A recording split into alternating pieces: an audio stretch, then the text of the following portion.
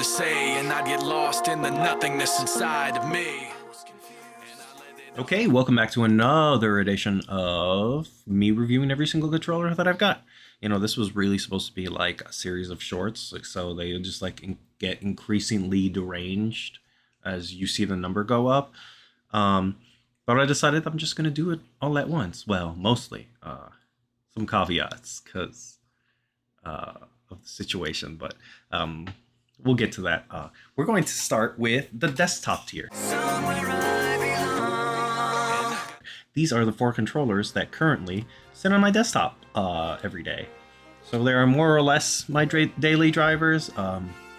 These kind of switch out with the next tier below every once in a while as I go through, you know, playing games in my library. But the first one that I gotta say is this, the Scuff Envision Pro for the PC. It is a controller that is made in the mold of the PlayStation design. You can see there's even a fake touch bar.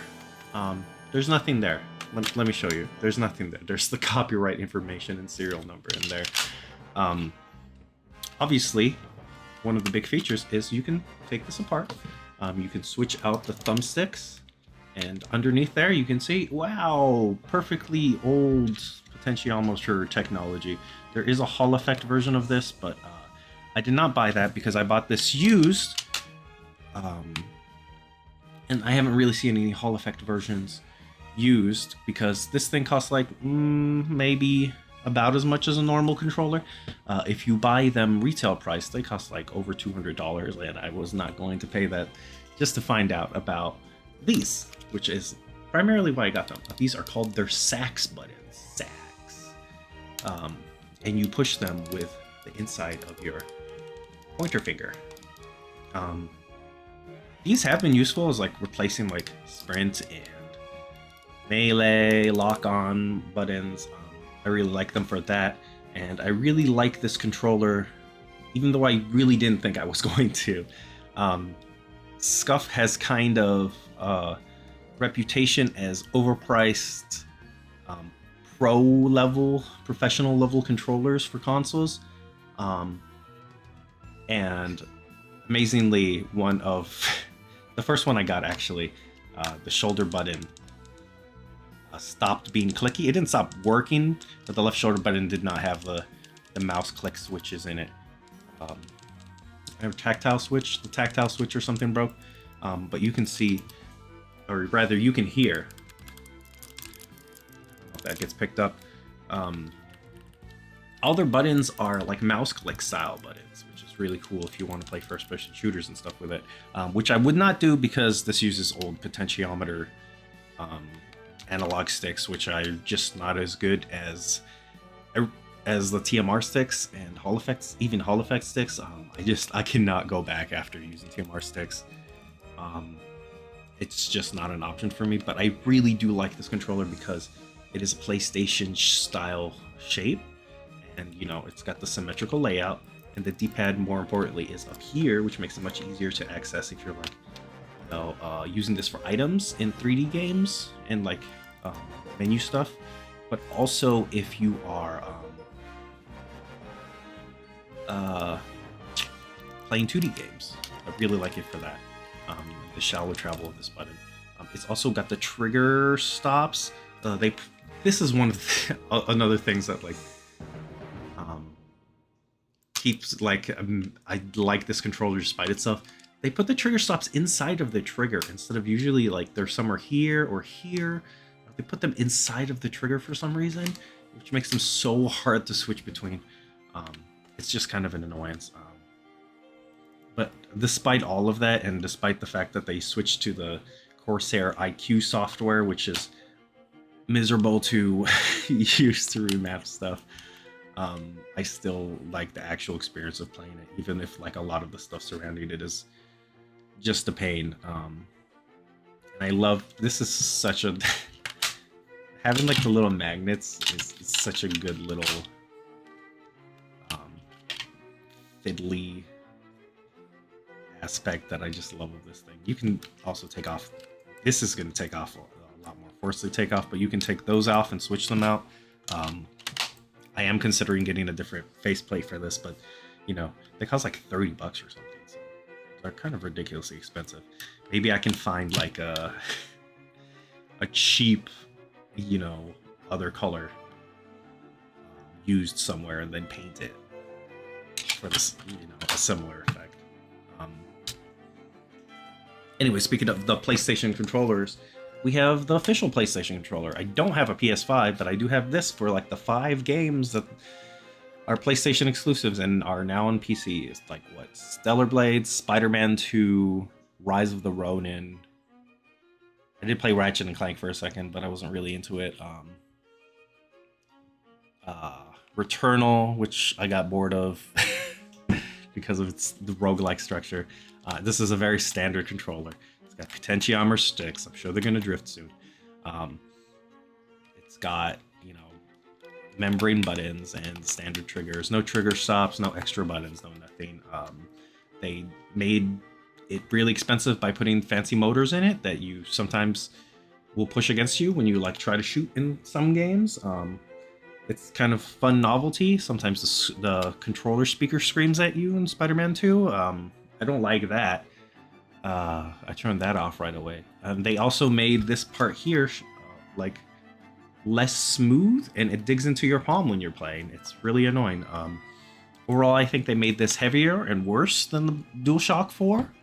And I only really have it for like the very few special features on PlayStation games. I don't think I use it for anything else.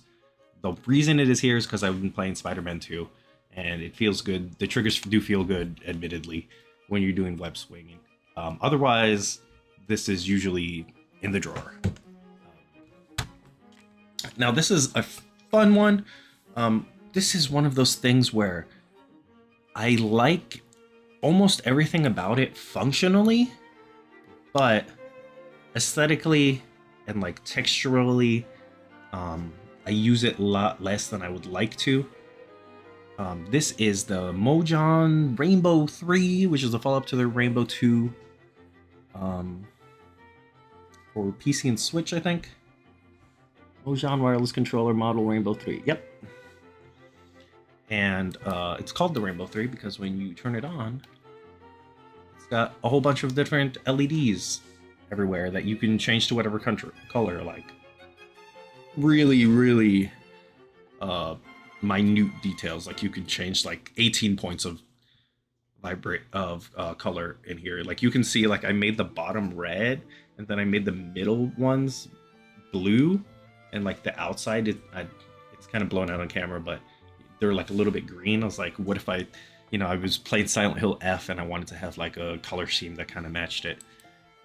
This is a good Xbox style controller. It feels good. You can replace the D-pad with other ones. The other ones I find don't work quite as good on the diagonals. They work better on cardinals. So this is kind of my preferred one.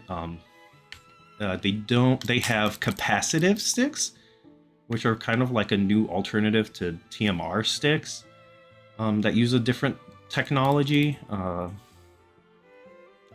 Not quite sure how that works, but same kind of advantages. This one apparently is like a little less precise than the one on the Blitz 2, but I can't really tell you that difference. I used to use a Blitz 2, but I got this one because it has full analog triggers that you can change to trigger stops, where the Blitz 2 is a Switch controller primarily, so they didn't bother. It just has digital triggers. But this one, of course, you can switch to trigger locks and get mouse click switch. Again, the buttons are mouse clicks. I really like those. This is probably like one of the controllers that I really like for playing like 3D action games and stuff. Part of the reason is it has these 2 extra shoulder buttons, which are really cool. I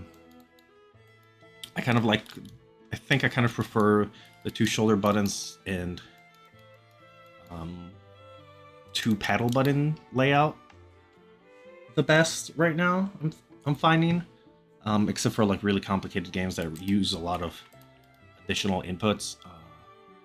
That's kind of been my preference. The only reason that I don't really like this one as much is The sticks are just ever so slightly worse than the Blitz 2, which you'll see eventually. The TMR sticks, I think, are a little bit better than the capacitive ones, at least the way they've been implemented. And I prefer the stick shape to be a little bit wider for if I'm playing first-person shooters.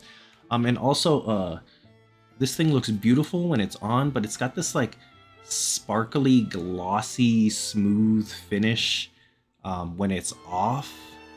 And the feeling and texture of it, it just, man, it looks and kind of feels like a fucking looped up condom. I'm sorry. It's just this, you missed on the aesthetics there. That's yeah, moving on. This is the last one on my desk. I've been using this a lot lately, but I've been kind of mixed throughout the year about this. Now, the reason for that is that I primarily bought this for symmetrical layout, but it does not come stock symmetrical, and you can't buy it stock symmetrical. It comes as a, like this, you know, like an asymmetrical layout. And then you have to buy different modules for the left side. You can't just flip this around and flip the positions. Like these come out, which I'm not going to do because I'm not unscrewing the whole thing.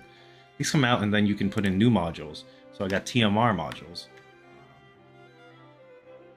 But then, of course, I had to get one that matched because the colors won't match anymore. And it comes with Hall effect sticks by default. So, you know, they'll be mismatched in terms of calibration and stuff, which is really annoying. Again, it has mouse click switches, but you can also get like optical and membrane switches. Like you can really... This is really modular. You can switch out all the parts. It even has like a little place for the wireless dongle. I never use this wireless dongle because for some reason it keeps getting interference from something in my apartments and disconnects all the time. So I just use it Bluetooth or wired, which is really annoying. The D-pad options on this are also kind of really goofy. I feel like there's really only two viable ones. That's like the one viable one over there that I like. And they also have like diamond and like standard D-pad shape, which are like fine, but like hard to hit diagonals on. That seems to be a common problem, that you either have hard to hit diagonals or too easy to hit diagonals. The other one that you can use is this one. You can kind of see what the problem is already. It feels like they did not design this with the symmetrical in mind, because like it slopes down just enough so that you can't just reuse the same parts for like the D-pad that you would have if it was in the other. Like you just have to replace all the parts of them, and they're not compatible because it's like, if you look at it, it's actually like slightly sloped. So when you hold it like this, it feels normal, but when you look at it, it's like slightly sloped because of the curve of the controller, which makes it like you have to keep twisting it until you find the right angle. Otherwise, it just is it just like spins out on like a wrong angle, and I find that really annoying and fiddly, and it feels like asymmetrical layout was kind of an afterthought because of things like that. Like they didn't design it additionally in mind. They just said modular controller, we can do all these things, and then they're kind of iffy on the way they did them. But you can see this is, you can use any analog stick. Like you could use like a really long one, and it comes with a bunch of analog stick toppers in this case here. You could use like a really long one and like have like a pseudo fight stick. Missed a trick by not having a 6-button, you know, module. Like, what are we doing here? Come on, like, am I supposed to hold it like this? Or usually you hold them like that, right? Like for the fight pad. But that's goofy. I like that feature. It actually, that is like one of the D-pads that feels actually really good.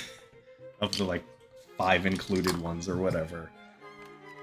Strangely. So whenever I feel like this is not precise enough, I switch to the other one. feels the thing that I'm mixed on is the asymmetry trick. Like I said, it feels kind of half-baked, which is primarily why I got it. Like you can see, they could use a little more space in there. This in normal play, like I'm not having that issue, but I don't know. Maybe if you hold it like a different way, or you got bigger thumbs than me, you might have that issue. You know, same things that I like to see. Top shoulder buttons. This one has actually 4 paddles, which I think is like a little bit too much. Even though on the Envision I like use almost all 6 of them. There's just something about the way that they place these paddles that are like really close to each other that it makes it like hard to differentiate between each other. But for like 3D games, I like this one. I've been using it for Elden Ring Night Rain right now. I've been using this primarily to play Neo, which is like a very complicated and precise action game. But it uses the face buttons for like attacks and stuff, and it like messes up my muscle memory when I try to play Elden Ring, and then I like accidentally use my Estus Flask instead of pressing the shoulder buttons because it's been so long since I played a Soul style game. But that's just like the first tier of controllers. So we're gonna open up the drawer and find out what else is in there.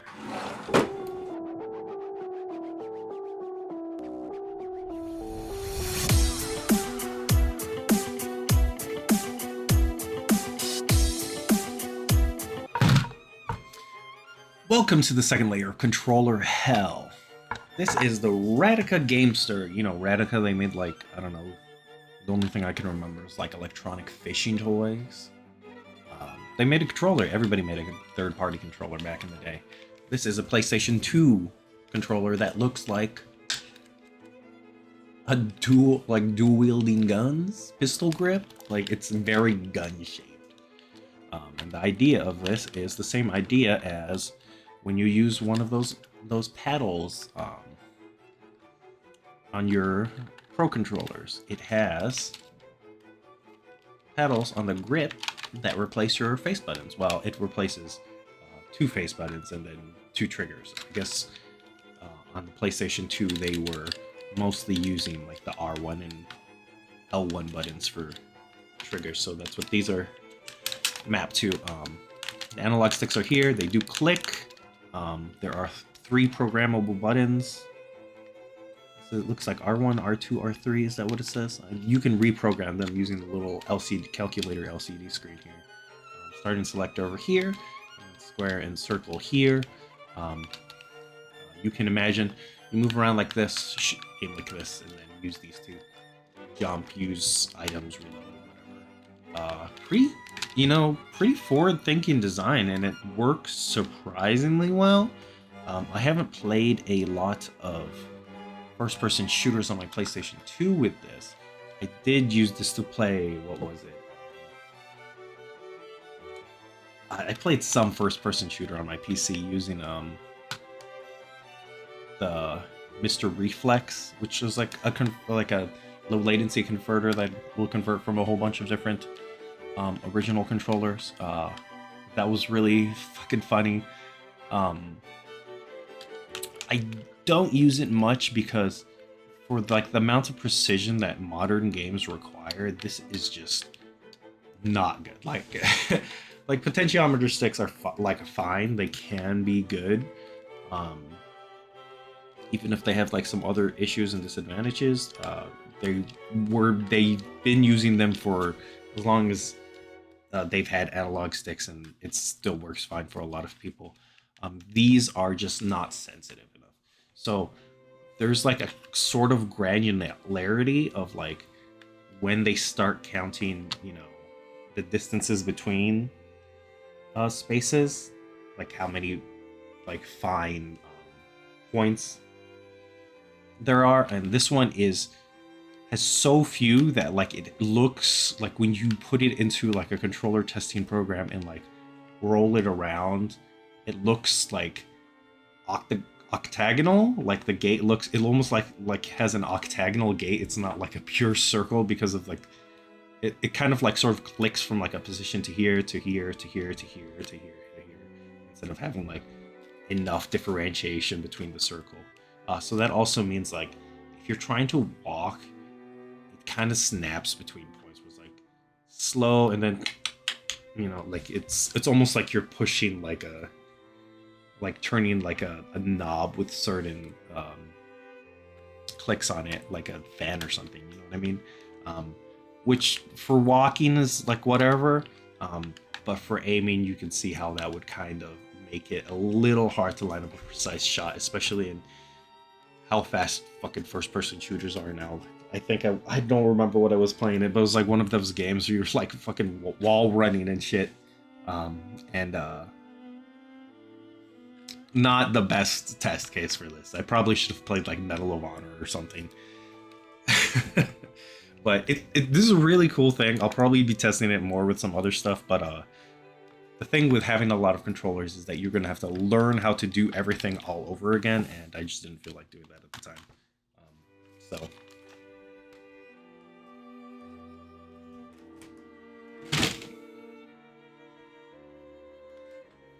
okay, so this next one is a funny one. Before anything else, I do have to say that I have a bunch of Xbox controllers in here, and I don't recommend any of them. Some on their own demerits or merits, you might say.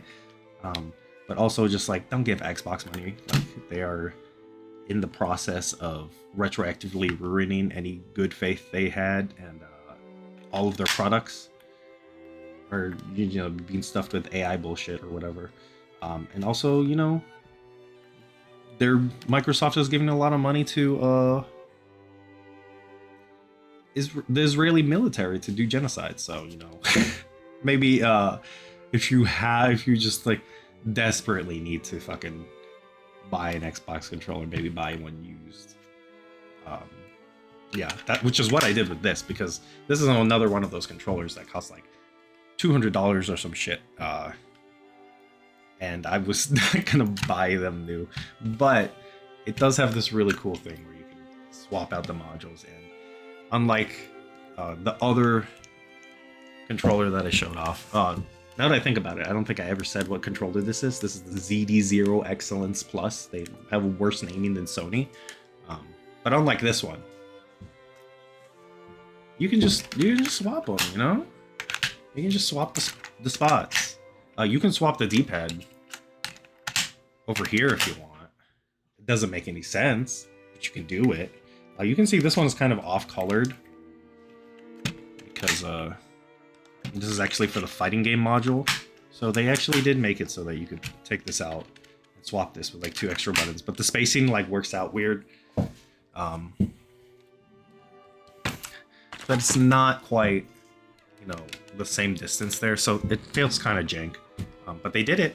I think this is the bag with all the other accessories. There is a USB cord in here because it has one of these inset ones that makes it hard to find a replacement for it. And it's a micro USB for some reason. This is a relatively recent controller. This is like Xbox One series, Forza Horizon 5, so whenever that came out. Yeah, they should have been using USB-C by then. But that's annoying. That's really don't lose that cord. Here's that fighting game module I was talking about. Oh yeah, this clicky mouse switch buttons. What a surprise! These do not have clicky mouse switch buttons. This is like a tack switch, and there are clicky mouse switch ones here. And then there is a trigger stop, which it doesn't stop it to, like, this is where it stops. It still has quite a bit of travel, and it's not dampened, so it feels kind of rough. I never use the trigger stop on that. And one of the other reasons I never use the trigger stop on that is because this comes with like a little wheel. Look at that. This is not like a force feedback wheel or anything. It's just like on a spring, and it does not rotate around. It'll rotate like maybe 90, 120 degrees or something, like this from here to here. You see how not a lot. Like 90. When I say 90, I'm being from both sides. That's pretty cool. I've used it to play some like arcade racing games, which I think it's more suited for than like actual sim racing games. I don't know if it maybe so. It just does not have the rotation to be useful for sim racing, I don't think. Also, it has this little thing that you also don't want to lose, because that's how you remove some of it. Like this module you can remove just by pulling on it, but good luck doing that with some of these other flatter ones. This D-pad here, I don't like it. You can make it into like a symmetrical layout, and it has this problem like when you, for some reason, when it is in this position, what is this controller called? Thrustmaster eSwap X Pro Forza Edition. By the way, I keep forgetting to tell you what the fuck these controllers are.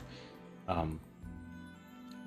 anyway, when it's in like this position, it like is really hard to hit diagonals. But weirdly, if you swap it to this position, like on a standard Xbox controller, it's fine. It feels fine.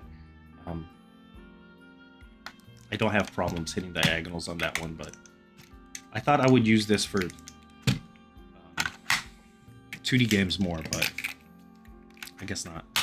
I really don't like how they went like a weird off-white color for this D-pad. Like they should have just made it silver or white. Like, but I don't know. It looks kind of ugly, but it's more functional like this. So, what are you gonna do? I think that's, you know, the aesthetics are important to me, as you'll see, and it stops me from using a lot of controllers.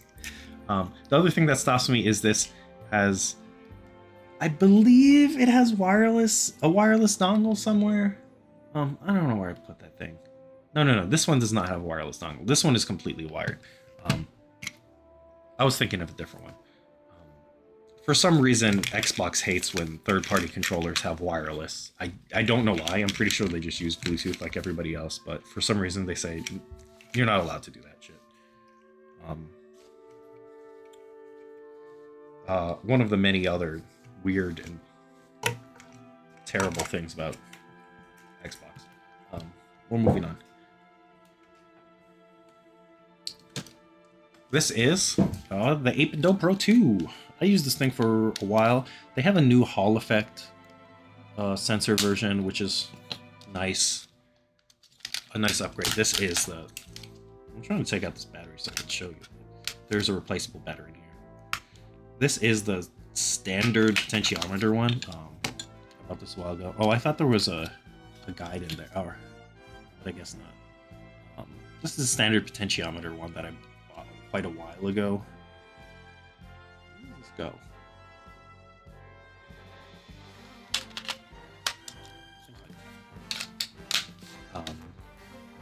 It's fine. I like this controller a lot. It is basically just their Super Nintendo. Here it is. This is the 8-bit Do SN30 Pro. It's their Super Nintendo controller. They put handles on it. That, guess what? If you're using analog sticks, the handles make a big difference. These are both basically the same thing. This one has handles and it has a back paddle. If you want like a good membrane style controller to use for like 2D games and stuff, I still think this is good. If you're trying to play like a lot of 3D games and stuff, I found this is for like the lifetime of the Switch, which I primarily use this for. This has been fine. This is also fine, but I don't really use, since I got this one, since I got the Pro 2, I don't really use the Pro that often. But if you want to play like Super Nintendo games and stuff, both of these have been pretty good choices for that. And overall, pretty good build quality and reliability and stuff like that. I believe I even had to replace some parts on this one. Don't remember what it was, but you can actually go to the 8-bit Do store and just buy parts for some of these. I don't know if you can still do that for this model, but for a lot of their new models that you can just actually go buy the individual parts and replace them, which I found really helpful. So I really like that about that controller. Good job, 8-bit though. Hey, it's the Nixie Flexi. You know how I complained about those other controllers? Where are they? This guy and that Thrustmaster Xbox controller, about how they like, well, this one specifically, about how you couldn't just flip it over, and how that Thrustmaster one was kind of like, you know, didn't really work in the symmetrical layout that well. Well, guess what? This motherfucker solves that. You just take this out, flip it around, bam, symmetrical controller, nice. You can even, I believe you can take these out, yep. You can take out these button caps. And it's just the caps, it's just the tops of them, it doesn't take out the whole button. And you can switch them around so that they like fit the Xbox or Switch layout. I've personally not had that problem. Like, I do get confused when I, you know, play one and then go to the other one, but like, the confusion is where the buttons are. Like, looking at the button names like is not helpful to me. I don't look at my controller when I'm playing, so I don't really get that, but maybe it's helpful for somebody. I have better options for kind of, you know, the more asymmetrical controllers that I prefer to use, but this one's pretty compact. It's got a good weight. It's got 4 extra buttons on the back. No trigger stops, but it's dampened at the end, so just like a soft end. This slightly inset USB port, which is kind of annoying, but it's still better than the Thrustmaster one. It's USB-C, so it uses like, I think like tactile switches or something for the D-pad, and mouse click switches for the face buttons. I kind of wish they just picked one and stayed with it. But I like this one. I love taking this thing off. I just love magnets. It's just, all of these are so fun to fiddle with. I love that you can switch this on the fly with no tools. No the fucking tool. Okay, you just take it out, you put it back in. Take it out, you put it back in. You can switch the faceplate. This does not actually have any switchable faceplates though. If you look really closely, you can see that I just got like a vinyl wallpaper and then I put it on here and cut out the holes. This is pretty, it's like relatively flat. There's only like a slope here. So there's not like a lot of problems getting it to adhere or like getting air bubbles in there. So I just like got some like pomegranate wallpaper and put it on there because I thought it looked cool. So if you're wondering where I got the specific color, I didn't, I made it. It also has these weird grill textures here. These are actual holes. I don't know why. There's a button. One of these buttons resets it, and one of it changes the color. Yeah, you can change the colors on it, which is pretty cool. I usually keep it in like a red or orange to match my theme. Maybe I will get like maybe I'll get like another controller and do another faceplate like that. That'd be fun. I like that. I really like this controller for like just 2D games. I used it a lot to play through the Gradius collection. I found it pretty good for that. I believe it just uses Bluetooth wireless, not another dongle. Pretty much half these controllers are going to be Switch and PC because they have like no security on them. So just everybody is like, Switch is like free compatibility. I guess PlayStation licensing is hell. Xbox just seems like they don't want third-party fucking controllers on theirs because they keep making controllers incompatible. So there's like a lot of third-party controllers and fight sticks and stuff that are just like no longer usable on that thing. Another reason to not fucking buy anything for that. But yeah, I really like this one. If you're like looking for like a budget, this is like on the relatively lower side. I don't remember what the retail price was, but I bought it for like 25-30 bucks, like open box or used or something like that. It was pretty good condition, so you can get these pretty cheap. which is if you're looking for another Switch controller, I'm sure this is going to be a lot cheaper than buying a Pro controller. And the $90 Pro controller does not do this. Okay? It doesn't do that. That's so cool. I think these are also Hall effect sticks, so, you know, another advantage it has. Hey, it's my little buddy, the 8-Bit Dough Lite 2. This is like the 8-Bit Dough Lite, which I have somewhere here. I like this turquoise color. I really love this turquoise color. This is like a great thing to bring to parties. Instead of packing like a ton of full-size controllers or whatever, I used to bring this a lot and just like put it in my like Switch pack to use. The D-pad is like usable. I kind of wish they switched these, but whatever. I didn't use this for a lot of 3D games. I'll mostly play like 2D games on my Switch. And this is like great. It's also like, it's really light. Like look how, and it's pretty small and compact. So like if you want to play something more relaxed, like an RPG or like a visual novel, you can just use one of these. I've seen people also use these as like macro controllers for like or doing art and stuff like that, since I believe it does have Bluetooth. The compatibility is like a little wonky on the Lite 2 for some reason. The Lite 1 just has X input. This one doesn't have X input for some reason. It has Switch and has direct input. I don't know why. If it wasn't for that, it would probably be a perfect compact controller. Hey, it's another weird Xbox controller. Once again, like, if you're gonna buy one of these, like buy it used or something. The only reason I got one of these is I had a gift card from work and I used that. I believe that was before I was aware of the boycott against Xbox and fucking, you know. But anyway, another reason that you might not want to buy one of these, which is the Turtle Beach Stealth Pivot. That's what it is, huh? I'm glad that they have the controller names in the back.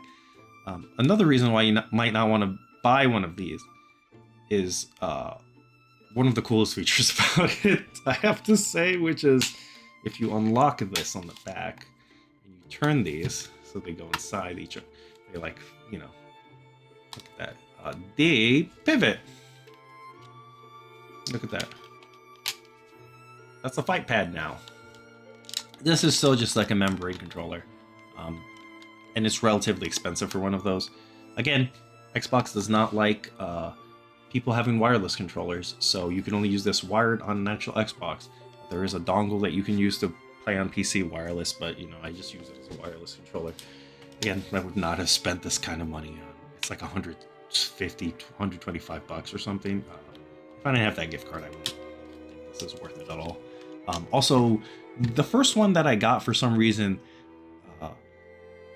the Hall effect sticks on it just stopped functioning properly, and started just tweaking out. Couldn't be centered or recalibrated or anything, and I just got a new one. I got it replaced because it was within the, you know, return period. But another reason I might not want to buy one, but it's pretty fucking cool. Aside from that, like, this is having this fight, the rounded buttons makes it a little less nice for fighting games. I'm gonna be honest with you. I have used this for like Street Fighter or whatever. I have like a million fighting game controllers, so this is never gonna be my go-to, but it's pretty cool. Another cool thing I've really been using this mostly for is Sega Saturn, Genesis, and Nintendo 64. And that's because Sega Saturn, look at that. There's the Sega Saturn pad right there, you know? It's got the shoulder buttons, it's got 6 face buttons.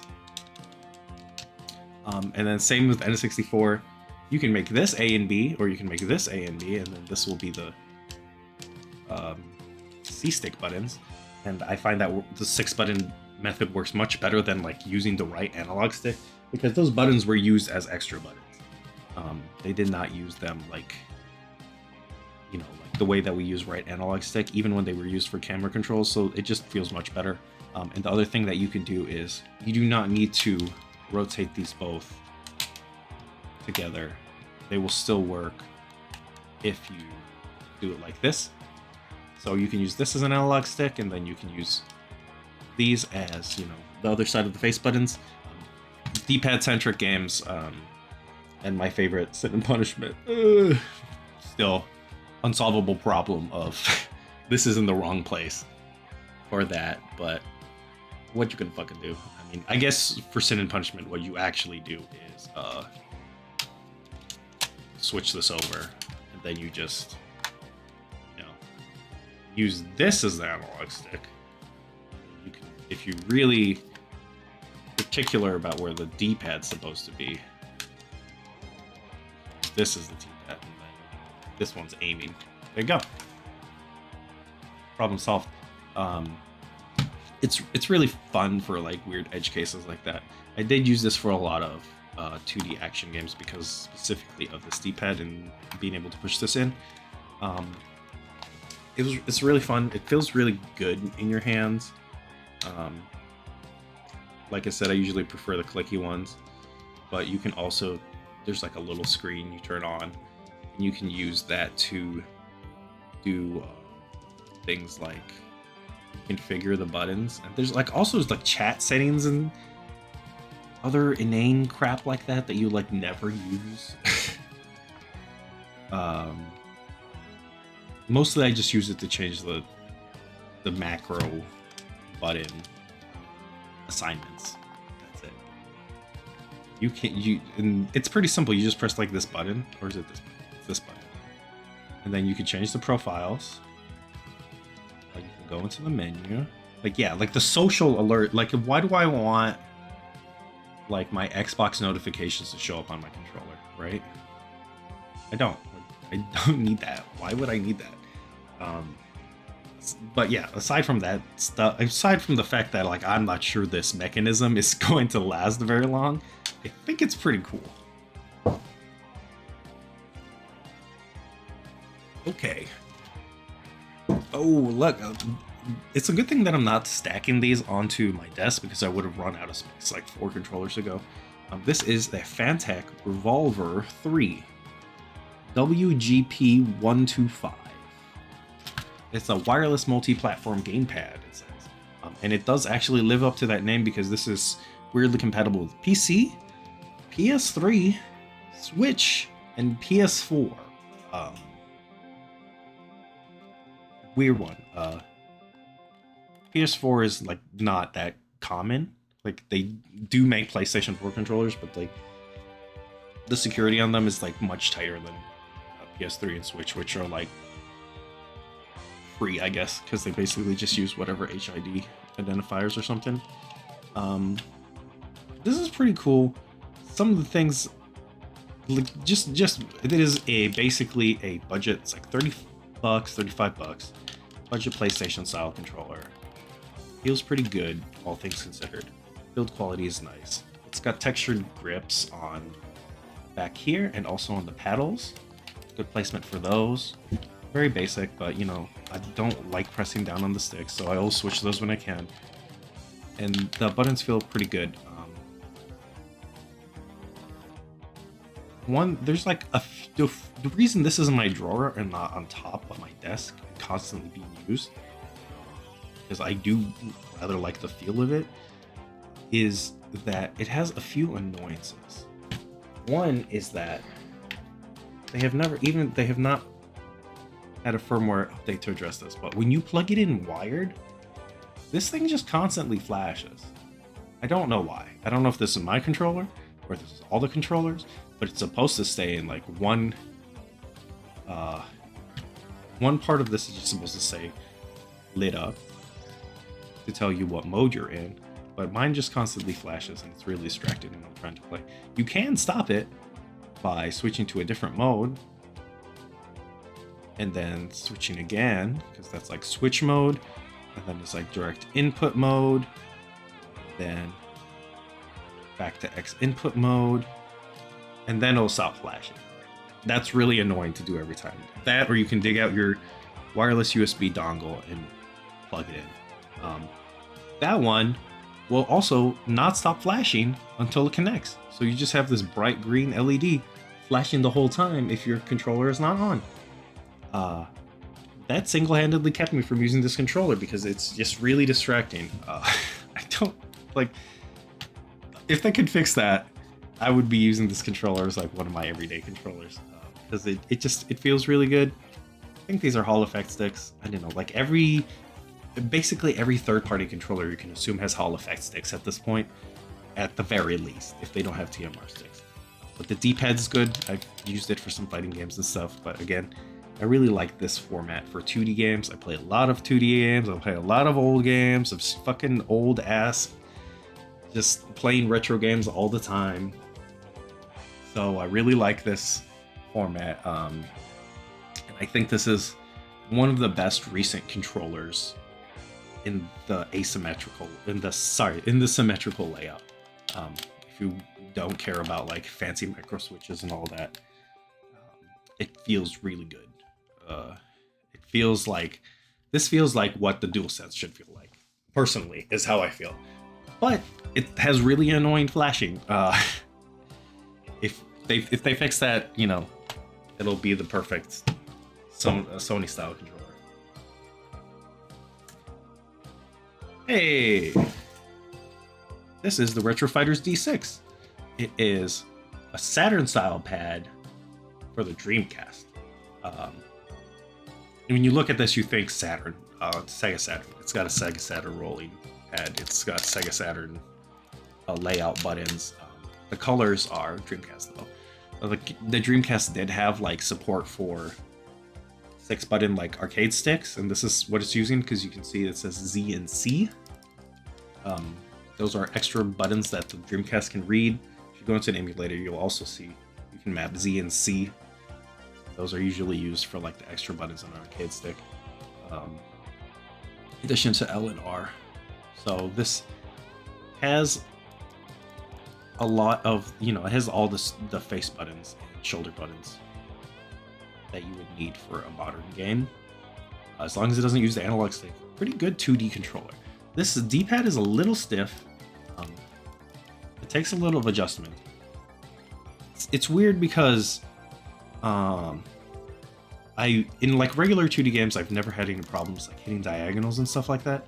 And when I played like Marvel vs. Capcom 3, it felt fine. But when I played some older games, like a little bit tighter inputs, the way their buffer works, like I played Asuka 120% on this thing for like the Sega Saturn, and I kept missing some diagonals unless I was like very intentionally pushing around to the side. So I think it's like an input buffer thing, but you have to be a little more intentional and a little bit on some older games. So I would say it's a mixed success on the D-pad. It's really going to depend on what kind of player you are. I found this has been a really good controller for old 2D games, you know, fighting games too, in general. Anime fighter style fighting games, I feel like might be a little bit better for that. And this, my favorite part though, is the top buttons are the same size as the bottom buttons. Now, you think, well, yeah, why wouldn't they be? Well, if you fucking use the Genesis or Saturn style controller, the top buttons are smaller. And a lot of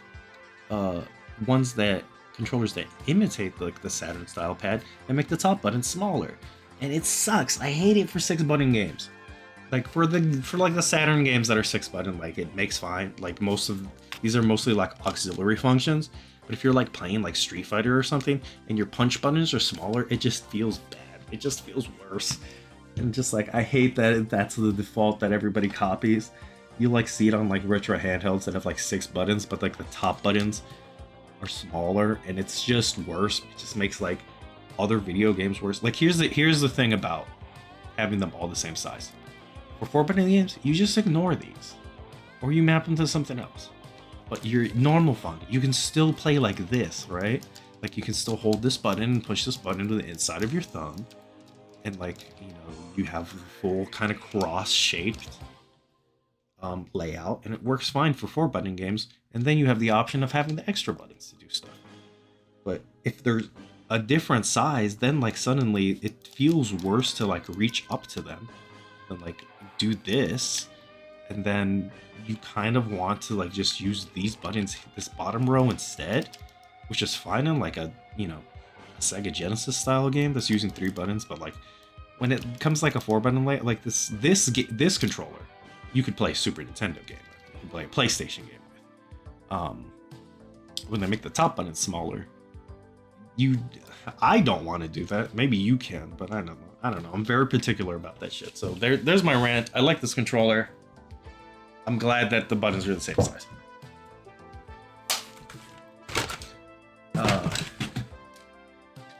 This is like a side story to that Sega Genesis one. This is the Neo Geo style pad from 8-bit though. Everybody says that it doesn't quite feel as like the same as the actual Neo Geo pad, but this came with like the Neo Geo home console, and it has like instead of a membrane, like these are membrane buttons, and this is membrane buttons, but this is like clicky micro switches, and it's not, they're not buttons. It's like a tiny joystick that hits the micro switches, so it's just like a very miniaturized arcade stick like mechanism, and it's really cool and it feels really good on like arcade style games. But there are actually some games where like this little travel, you can see if you push it lightly, that's not doing anything until it gets about there. So like that little bit of travel compared to like the D-pad makes me not want to use it for some arcade games actually. I don't like it for fighting games. I feel like the travel's like a little too, if I'm using the pad in the first place, the travel's like a little too slow for me. Weirdly not a thing I feel with an arcade stick. It's there's like a weird disconnect there for me. This could also use like R2 and L2 buttons. I know that they're like being accurate to like the period by the shape and stuff. But like you could have made it a little bit longer to like support more modern games. This is just like missing just enough inputs. It's kind of a hassle to use for stuff because you'll like end up using another controller to control other parts of it or to like get back to the menu and stuff. So I haven't used it as much as I would like, but I did play like Pocket Fighter with this, like the PlayStation version of Pocket Fighter with this, and it was pretty good since it's a 3-button game. And the clicky analog stick feels really good, but this is like a very niche controller, and if you looked at this and you heard this, you already know if this is for you or not. Going deeper into the fighting game territory, this is the Padbox GS. It's made by Arcade. They started with the Hinge Box, which was like a hinged leverless controller for fighting games, and then they went to the Padbox, which was like this D-pad, but it has like, it's basically like a fight pad, but blown up to a bigger size. Sort of like the D6. Like you can see this and see like where the idea goes. You just add another button here, so it's closer to like an arcade stick or a leverless controller. This has a clicky D-pad, clicky microswitch D-pad. It has a custom mechanism under there. I love this. I love this D-pad. It feels so fucking good for 2D games. I played through a lot of Absolem with this, like Fighting Rage, Blaze Blue. I mean, I did a whole review video on this thing.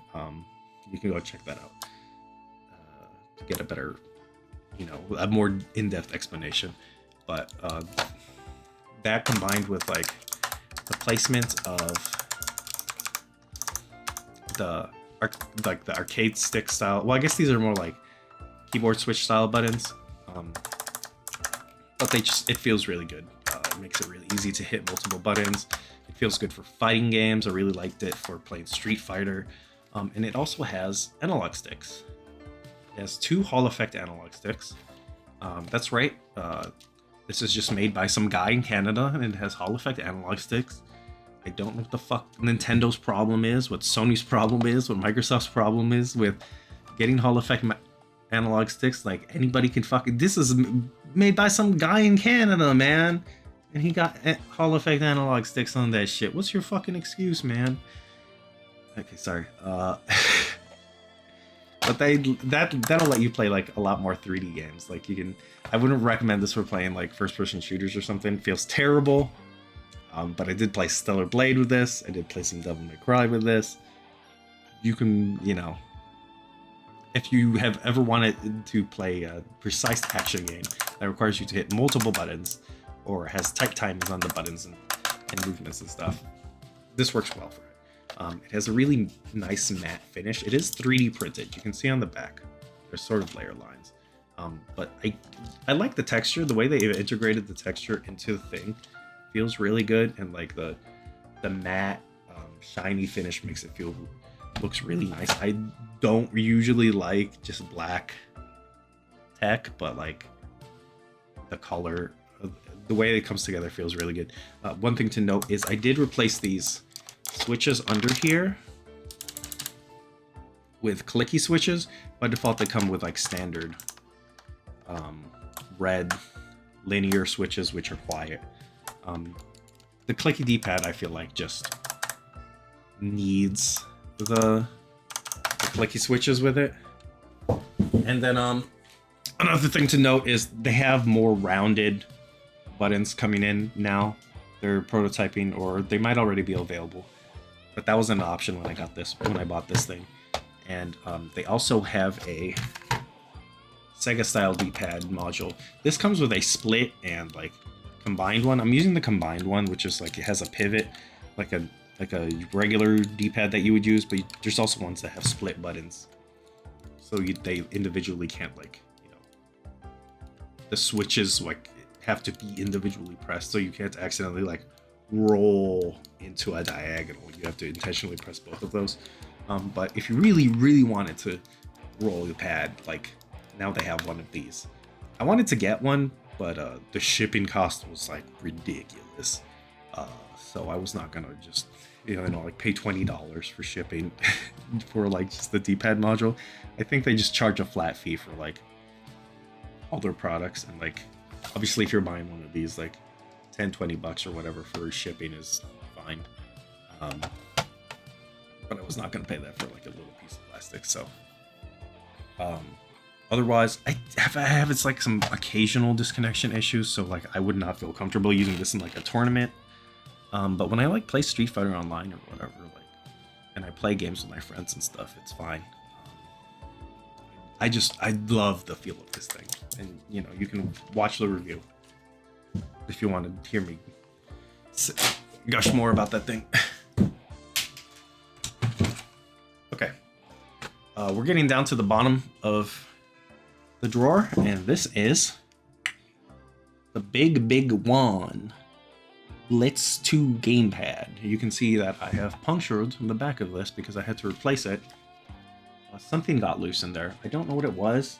Something got loose and was rattling around in there, and it was driving me nuts. And I stopped using it for a while because little things like that drive me nuts. You can see this has 2,000 hertz polling rate, as if that mattered. I've never felt a difference of over 1,000 polling rate. This is the same company that makes. Where did I put that guy? The Rainbow 3. I said Mojang. They changed their name to Mojang from Big Wan, and I think they might have changed it back on the website now. Just weird, fucking Chinese brand, third-party Chinese branding exercises. I don't know what the fuck was happening there. I really like this controller for FPS games. Like I said, like the sticks on this feel really good. There's like just right enough amount of tension. The TMR sticks are like super precise. I haven't measured that and stuff. Other people have measured it. They've said the same thing. All I know is that I got this, I picked this up, and I was like, damn, these analog sticks feel so good for aiming and shooting. Everything is clicky micro switches. It's got, you know, these on top, which I've been really looking for, and like I said, I really like the combination of the inside paddles and the top extra shoulder buttons. I like the colorway. Actually, I kind of like the blue colorway a little bit more, but that one does not have the TMR sticks, which is... That's annoying to separate it. D-pad is fine. I'm not using this for D-pad games. I'm using this for any 3D game that doesn't need analog sticks. Analog triggers, rather. It just feels really good in my hands. It's like the right size for me and the right weight.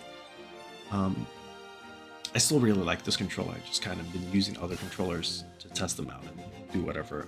But I might go back to it. I played through a bunch of Stellar Blade with this. A bunch of Doll's Nest with this.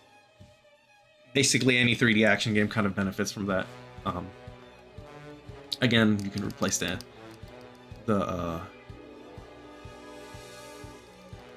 bottom buttons, the stick clicks, with using the paddles, which I prefer, and I use this to like do items, like healing items, like assigned to the D-pad or whatever. I like to use that for, but this one also, I believe you can do the DualSense Edge emulation and then have those buttons independently mapped in Steam if you want. So, another really good feature. This is still probably a great controller if you don't need analog triggers. This is the GameSir. What do they call it? Tengenaria? It is called that because I don't remember exactly what the word is, but it's called that because it's a different type of spider, and this is the wired version of their Tarantula Pro controller, which has a weird little mechanical mechanism that'll swap the labels of this mechanically inside of them, so that they'll become Switch or Xbox layout. Which, again, I don't understand. It's not a problem, but I guess it's a problem for a lot of people. Fun gimmick. I'm sure that's gonna break in like a few years. This does not have that problem. It's wired, and it doesn't have any rotating mechanisms. It just has the standard buttons. I did a full review on this. It feels pretty good. There's a textured grip. People think it looks like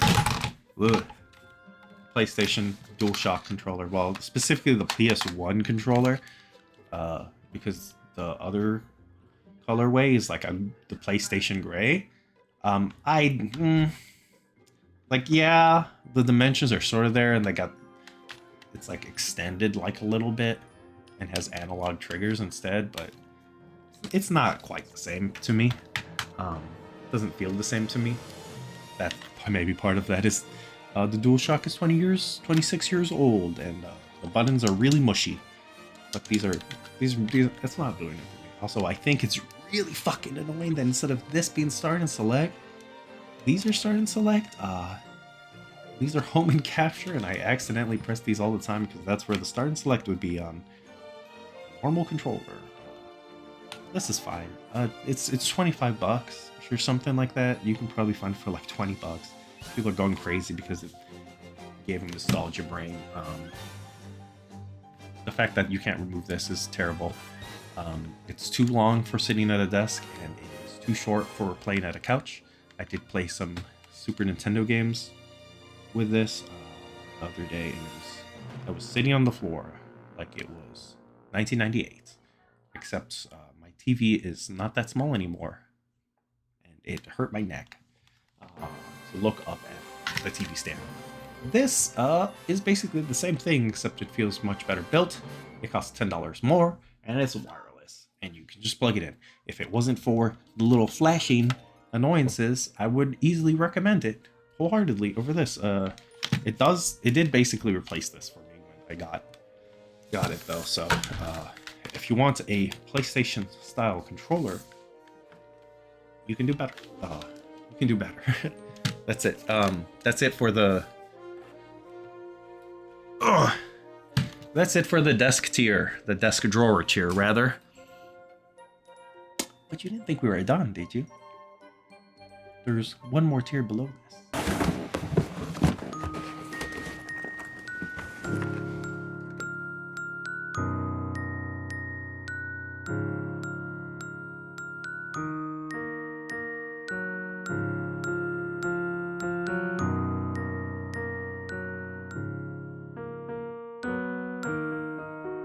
Okay, now here we go into the storage bin tier. This is the storage bin this is the stuff that's in the storage bin that sits beneath my desk. I use this storage bin as a footrest, so I don't know what it says about the quality of these controllers. This is the Astro C40. This is what used to be a really good controller for the PlayStation 4. It has all the features that you see on a, third-party controller now. This thing used to cost like $200 or something. I doubt I bought it for that much. Well, I know I used to have one of these and it broke. I don't remember exactly what broke. Maybe the weird inset USB stopped charging or something like that. I bought this one for $40 or something used because the one thing I have nostalgia for is controllers, I guess. There's a lot of things about this that I really like, but also feel super outdated now. This you can, like the other controllers, you can switch the positions of these so they can be symmetrical or asymmetrical. But unlike this one, which you can see it's very short, this is very wide. It's very comfortable to play with for long periods of time. Remember button still, not everybody was going full switches on there. And it also has trigger stops, but the trigger stops are pretty short. Still, there's still a decent amount of travel for you to get in there. And again, it's not damaged or anything, so compared to the difference is not that much. It does have a touchpad. This is a real touchpad. But it just feels really good. The thing about this is that it's weird PC compatibility. You need to get a whole bunch of drivers and stuff so the back buttons work, which are like detected as a different controller or something. Not in actual games, but like if you go into like the joypad properties, you'll see it detected as like a different controller that just has 2 buttons on it. It's weird. It's not a great modern controller, but has like a bunch of features that everything has now. Like this has the trigger stops, this has the rotatable modules, and all that, and then the back buttons. So you can kind of see how like this thing here led to this thing here, and now this thing is like $30.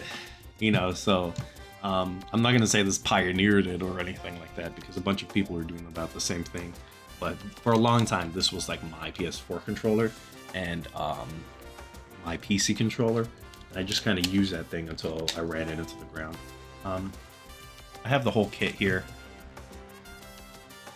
I don't really use this because, like I said, like modern controllers are pretty much doing the same thing, just better. But that's like one of the few controllers that I have like attachment to, so I keep around. Whoop. Hey, here's a big one. This is the Junk Food Arcades Swirl. I did a whole written review for this thing earlier this year, and I was thinking about doing a video review, but every time I thought about actually doing a video review on it, I just did not get excited. Here's the thing about doing negative reviews, which should tell you how I feel about this controller. They're just not exciting. One of the reasons that I took like a really long time to do a follow-up to my first Analog Pocket video, which is like still one of my most popular videos, is that I just didn't like it, and I continued to not like it, and doing a video on something that I didn't like is just so much harder than doing a video on something that I do like. And you can see that I really customized this thing, and I'm gonna say offhand, one of the things I really love about this thing is that it is really easy to customize. You can just take out the paper and put in a new one. All these caps are replaceable. Well, these are sort of replaceable. Like you can pull these out, but you're not going to be finding ones that are going to fit in there, since these are very specific rounded keycaps.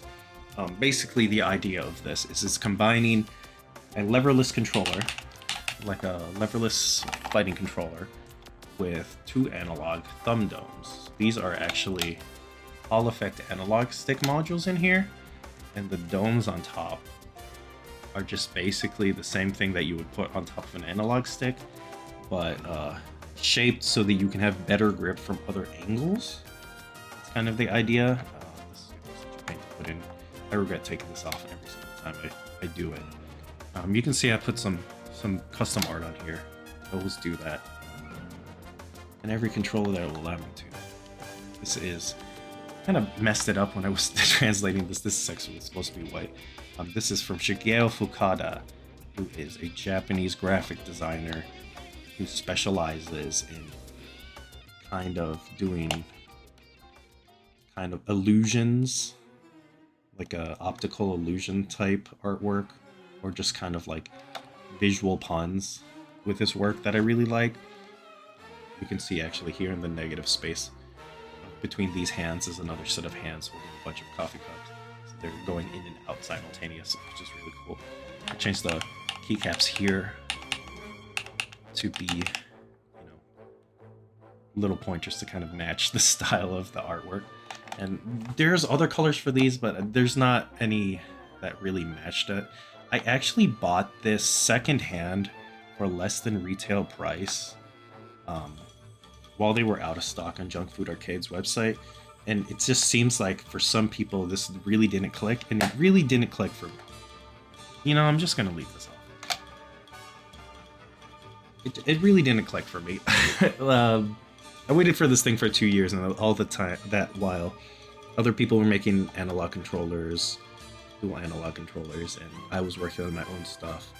And I think the solution they came up with is kind of basic, but they were just kind of locked into it for production really early, and it has a whole bunch of issues that I just make it feel worse than basically any other device that I use as a substitute for analog controllers. Like, this thing feels so good.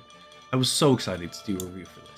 I was so excited to write about this, and then after using this right afterwards, which came out afterwards, or at least like the second wave of like non-pre-orders or whatever came out, like so many people beat them to the punch on this one, and I feel like this is one of the weakest. Basically the idea is over here is your D-pad, your regular movement. You can use this as the left analog stick, that's the right analog stick, and over here is your standard 8 arcade stick buttons, and then there's one on the inside here that you can kind of, you know, move your thumb to. Using your thumb as this to like hold down other buttons is like a little bit awkward. I wish they changed this layout a little more radically. Like if they had put like 2 buttons down here instead of over here, it'd been a little bit easier to like move down the row or like hold different buttons and stuff that you have to do in like 3D action games. And like the idea of this is that you can play any game with it. I've seen them playing like Halo and shit with it. But this is just not precise enough for my use case. For like, this is fine for camera control, but like when you like actually need to aim stuff, it feels not good. And same thing with the Padbox GS. Like I just don't think like anything about like a proper grip on an analog stick is really gonna do it for aiming. That's what I found in like my own process of building and stuff. It doesn't feel good. And then for 3D games, like this analog stick placement is not ideal. I really wish they had allowed you to use you can swap these functions, like make this the D-pad and this the analog stick.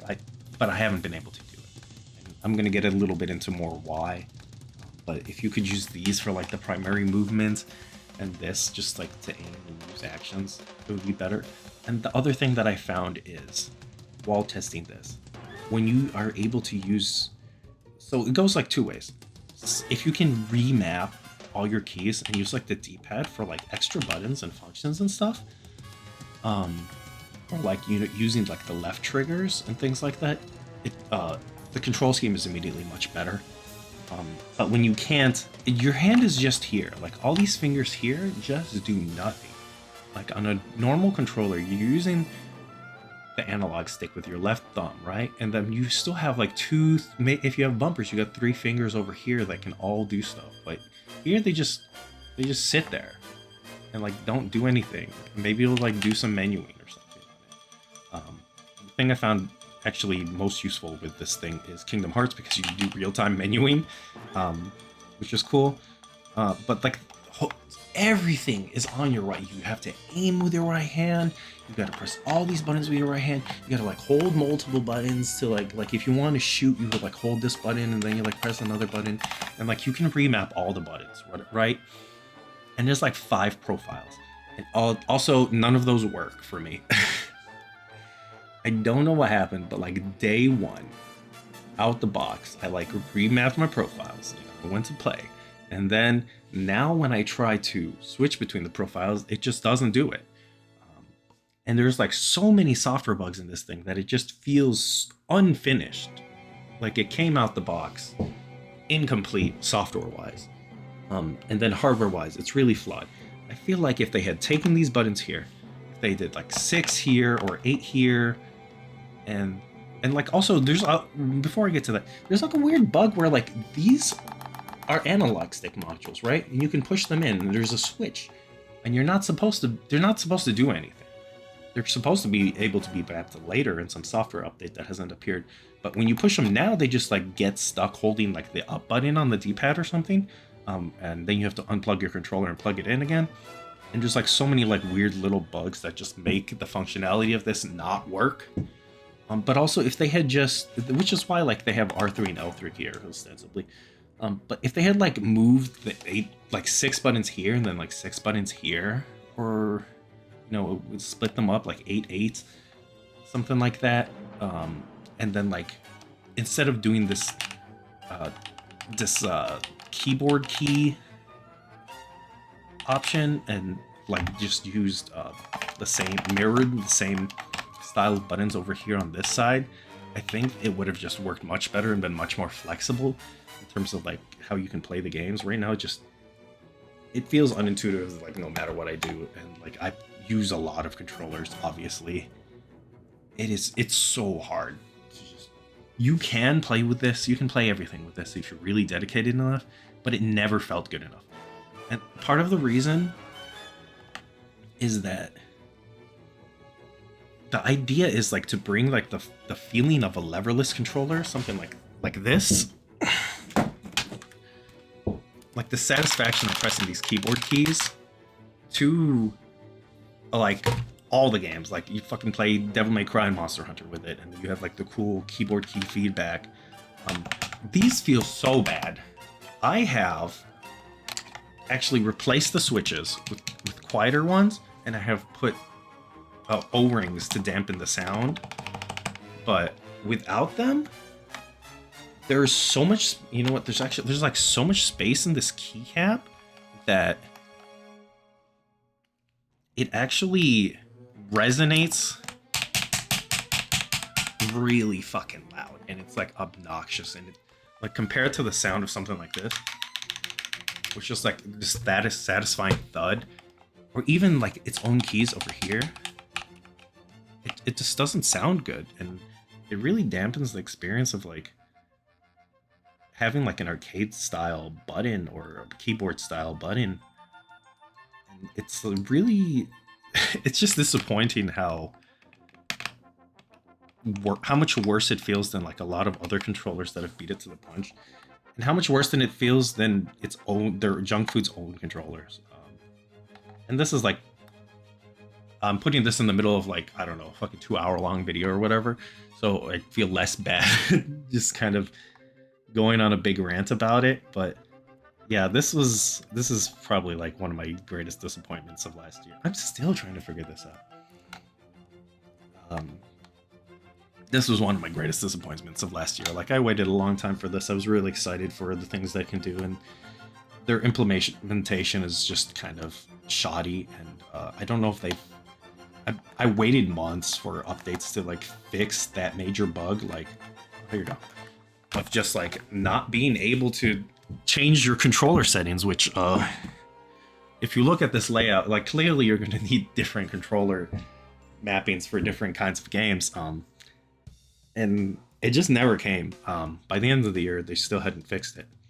So I just put this thing away. I don't know. I definitely do not recommend this controller. Usually I can find something exciting to say about one thing, but like the speed that they're updating this thing is really does not give me faith that it's going to become a good controller at any point. I would love to be wrong. I would love to be wrong on that one.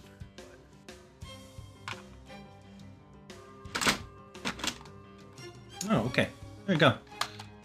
Look at that. This is not actually going to work in the way that it's configured here. I just have them as storage. This is the Hori Split Pad Pro Compact. These are one of my favorite Switch controllers. They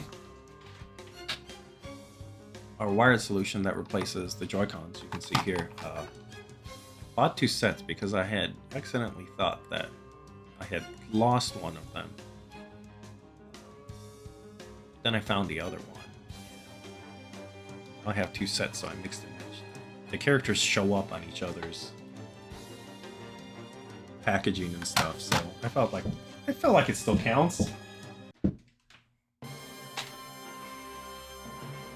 Hori has a lot of these really cute compact Joy-Pad replacements and Joy-Con replacements. And I could never use Joy-Cons ever again because 1, this has the normal D-pad. 2, it just feels better and in your hand. This compact one, they had a Split Pad Pro, which was like really huge and like did not fit in normal cases. The compact one fits in a lot more cases. It's still pretty small overall. And it's just immediate upgrade for the Switch one. You can probably use adapters to use them on the Switch too. These are not wireless. That's the one thing I can say. If you want to play handheld or tabletop, if you want to play like tabletop multiplayer or something, it's not for you. But if you're just playing your Switch, it's immediate upgrade. There's nothing special about them. Hori made a good controller that is better than the Joy-Cons. You know, not a difficult task. I like them. If you're in the market for one of those. Here is a DualShock 4. Another DualShock 4. I think this is like the one that came with my PlayStation or something. And this is, the fun color one. It's turquoise. It's like Hatsune Miku colors or something. Pretty good controller. I just like how this feels compared to the DualSense. It doesn't have the weird bump that's sticking into your hands. It's light. It's spaced out well. The buttons feel good. Eventually, I will say the durability on these has not been great. I try to take really good care of them, but they eventually break down, and I'm feeling like by some part it's designed, but as far as like first-party controllers go, these have been pretty good. You can see I have this attachment on here. This plugs in here, and it actually adds back paddles to the controller. This is a first-party Sony accessory, and when this is actually a screen, and when this controller is powered, you can push on it to reassign what these paddles do. That part is pretty cool. The one thing I will say is that this thing is never charged, even though my PlayStation gets used a lot. They're never charged because it uses this micro USB connector that it gets so loose all the time that even when it's plugged in and I just sit it there, it gets loose and refuses to charge. So if I ever want to use those again, I'm probably going to have to find a different way to charge them. This is an Xbox controller. This is the Starfield Xbox controller. This is the Xbox Elite controller. And then somewhere there's some more colorways of these. I have these just lying around since Xbox became kind of the default controller for PC games. I just ended up collecting a lot of them for various reasons. Oh, this one is actually, if you look here, this is a special edition one. This came with some like NBA bundled Xbox One. What do they call the Pro one? Whatever. Xbox One X. Yeah, that one. The 4K one. It has like a little... It makes it look like a Pop-Tart. I call it the Pop-Tart Xbox. I got it just purely because I like the color. As you can see why I have a bunch of these. I don't think Starfield's a very good game. I don't think you should bother even playing it. Obviously, a lot of people like this design because you can see a bunch of Chinese controllers ripped it off. And you know what? They're right too.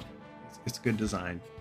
I'll say despite anything else. Here's an Xbox Elite controller. I used to really like these controllers, but then they just kind of are notorious for having parts of them break off.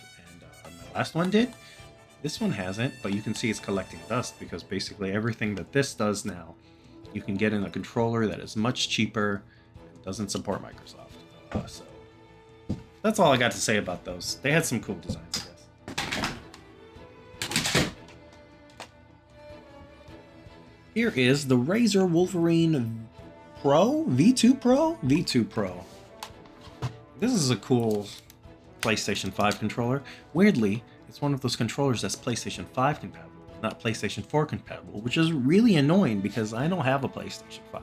I use this as a PC controller, obviously, but I would have loved to use it for PlayStation 4. Micro switch buttons. They're charging you an arm and a leg for this too. I bought this used. The touchpad's a little sticky. I think that's like the only bad thing I can say about it. Everything else feels fine.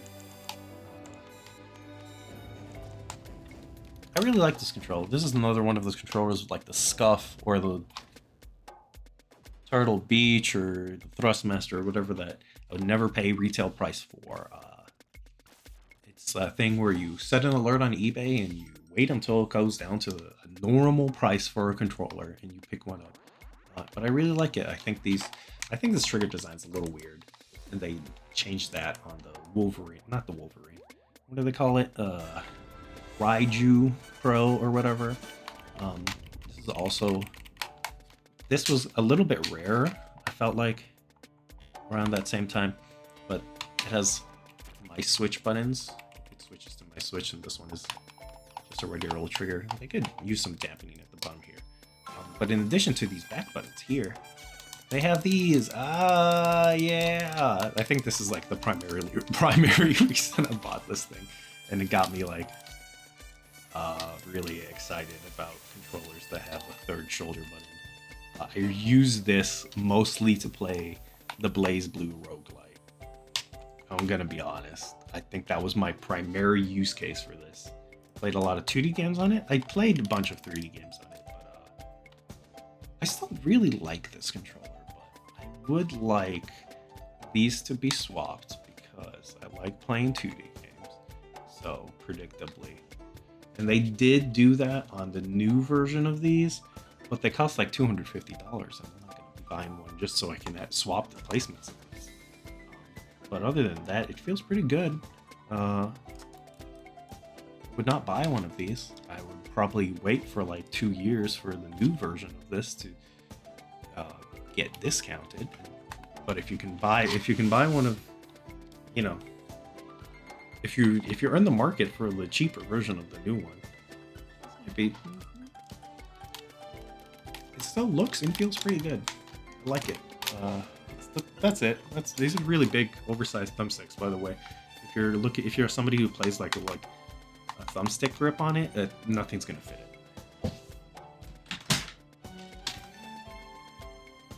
Wow, there are still more controllers in here. Here's the 8BitDo M30. Remember? Let me bring back this boy.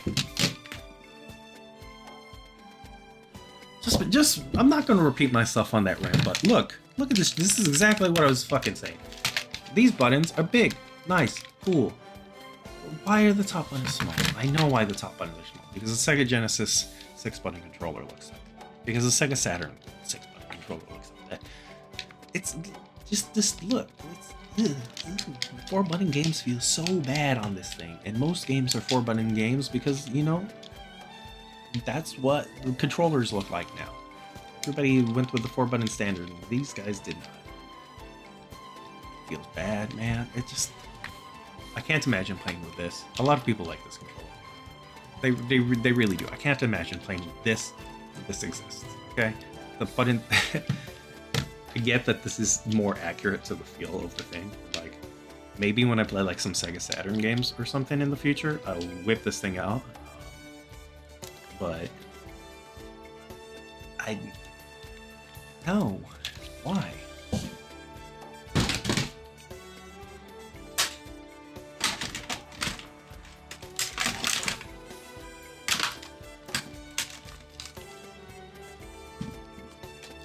And look, just to be fair, like,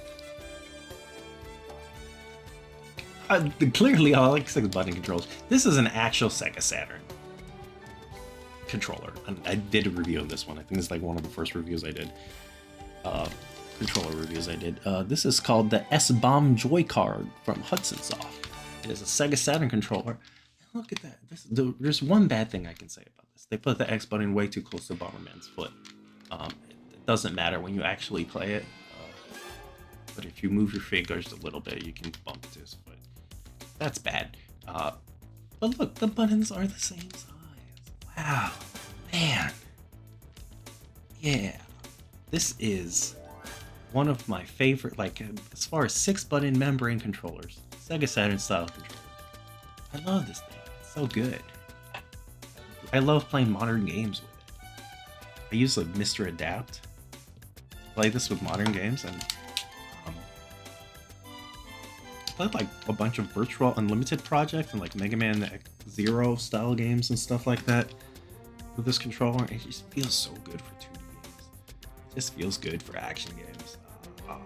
6 buttons, good. Man, did it? Fucking did it, man. Like all those switches for turbo for every single button, which is ridiculous. Like there's a switch for start.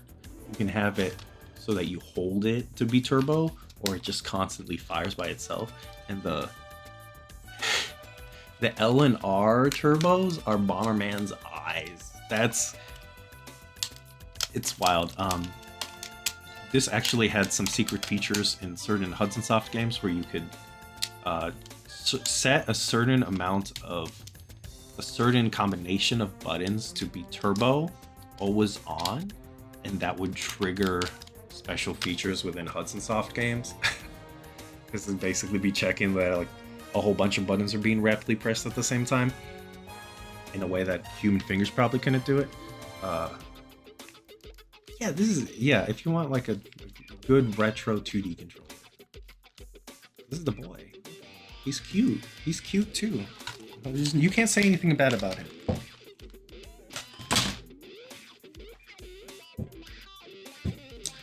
Okay, I have not reviewed this controller. This is the Nixie Warrior wireless controller. Apparently they have a Warrior 2 now. I don't have that one. This is... How does it come out? You know what? I'm gonna break it, dude. Oh, here we go. This is it's a GameCube controller. Like, it's a modern GameCube controller. Hall effect, wireless, clicky mouse switch buttons. Pretty cool. It's nice to see all that. It's got trigger stops. The trigger stops are not mechanical trigger stops. They don't change it to mouse click buttons, but it feels pretty good as a GameCube controller. I use it for some GameCube emulation. It has back paddles, but this thing here is so that you can switch them out to make the controller flush if you don't want to use those. It's got a lot of things that I like. You can switch this. You can turn this part here. Yeah, here we go. And then it comes off. If I can actually do it here.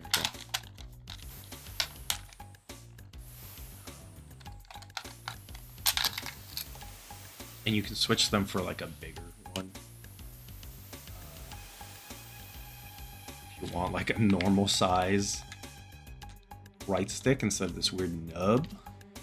I don't recommend doing that because this nub is so close to here that you're gonna accidentally be smacking it if you could use the bigger one. I did try to hilariously use this to play some first-person shooters and stuff. Again, I don't recommend it. I recommend that you play GameCube games with this. That's what it's for. That's what it's good at. You can use it for other stuff. Simple games that like 2-button games or whatever actually feel pretty good with this. Weirdly, when I play Rivals of Aether, I don't like to use this controller. Mostly because you'd usually be using like this as an attack, this is special, but Rivals also uses heavy attack, has a heavy attack button, a strong attack button, and I don't really like pressing the smaller button, the action button, and then this is like a jump button. The control scheme feels awkward on modern games. I'm sure it feels perfectly fine in Smash. I remember playing a little bit of it on there. For some reason, when they sent me this during the holidays, they sent me a second one. I don't know why. Thanks, Nixie, for making a mistake, but I got 2 of them now. Spice Orange, as they call it. Good looking controller. Now when my brothers ask to play Smash, they don't have an excuse of they not playing on a GameCube controller because I have these on hand.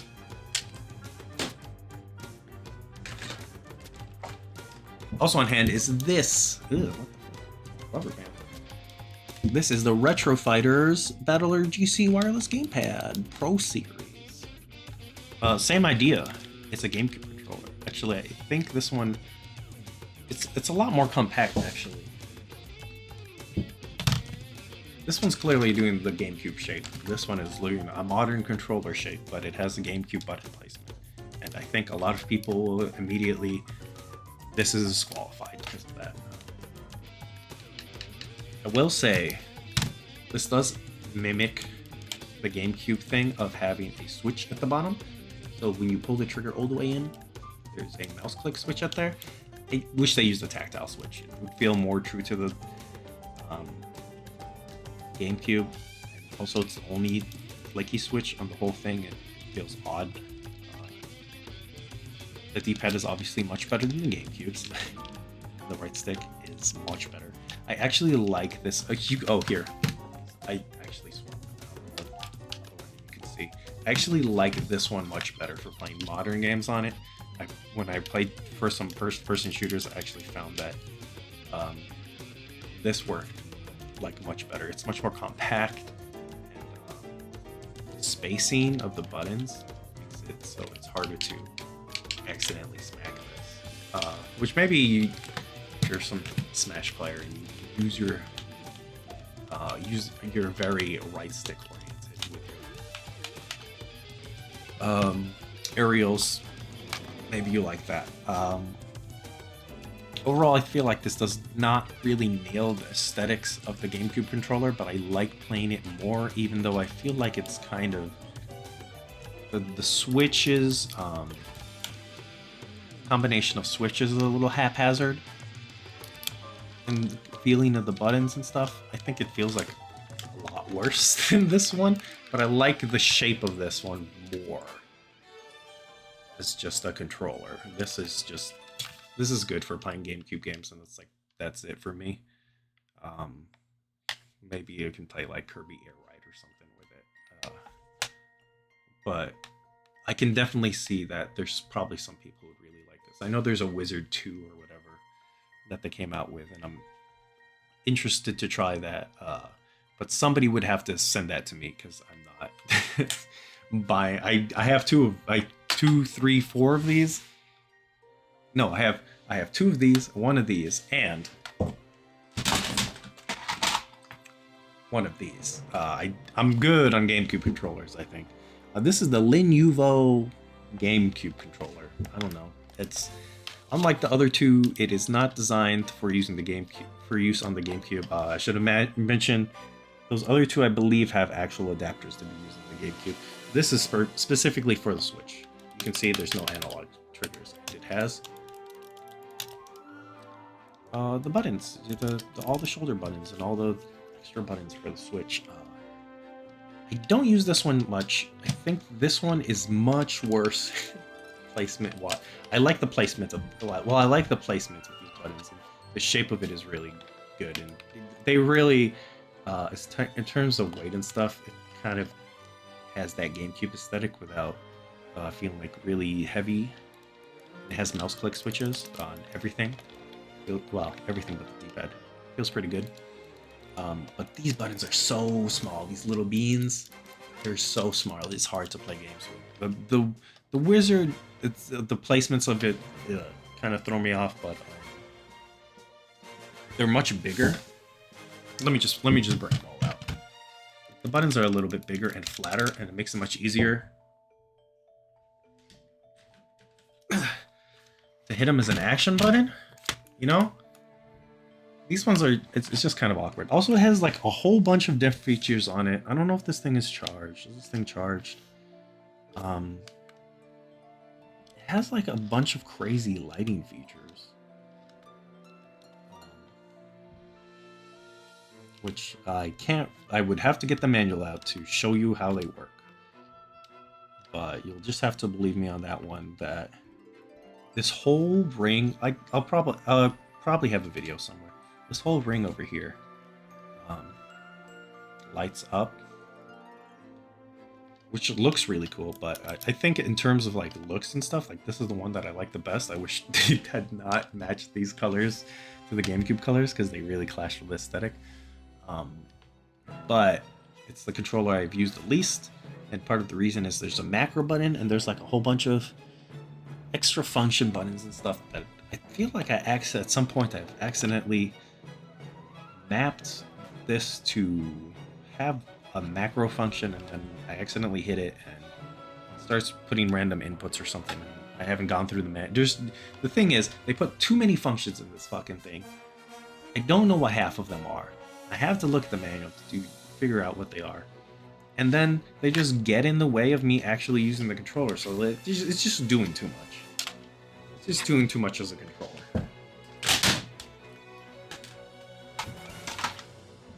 This is the Retro Fighters D6. Oh, I did this one already, huh?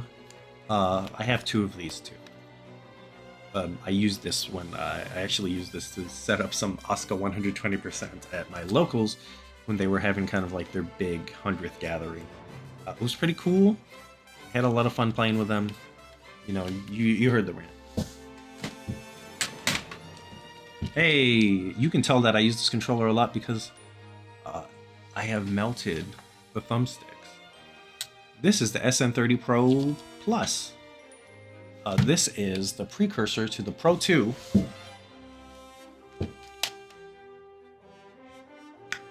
I don't know what the difference is. Oh, they put back buttons on this one. I like this one better. I don't really know why. I like it a little bit better. It feels a little better for some reason. They did change some other things on it, which I can't remember why. This is still pretty good. I obviously would not buy the Pro Plus because they have the Pro 2. They have an updated version of the Pro 2. So there's really no reason to buy this one. But clearly I used it a lot. This was like my primary controller for like every 2D game for a long while. It's good, don't buy it. Oh, another 8-bit Do controller. This is like one of the many Ultimate 2Cs or whatever. Ultimate 2C Bluetooth controller, which is important because there's probably another version of that isn't Bluetooth. I think this is the one that's Switch compatible, therefore has all these Switch buttons on it. But they made like a million versions of the Ultimate 2. I can't tell you the difference. I think this might be the budget version, the 2C. There's like an Ultimate 2 not C or something that has... This is like a Hall effect controller with basically asymmetrical layout. the triggers are not like straight buttons, but they have like a little travel before they activate, but they are just digital buttons, I'm pretty sure. Pretty sure there's no analog. This is a pretty standard controller. It's a nice budget controller. I think this is like 30 bucks again. It looks really good, but immediately the thing on them I noticed is there was like a big dead zone. The analog sticks that just made it unusable for like precise action games for me. So I just never really used this. I think the big thing I wanted to buy it for was this. I just love extra shoulder buttons. And I was really excited for those, but then the analog sticks were just kind of okay. I have so many controllers with nice analog sticks on them that I feel like it just kind of got me spoiled. There's probably a new version of this already.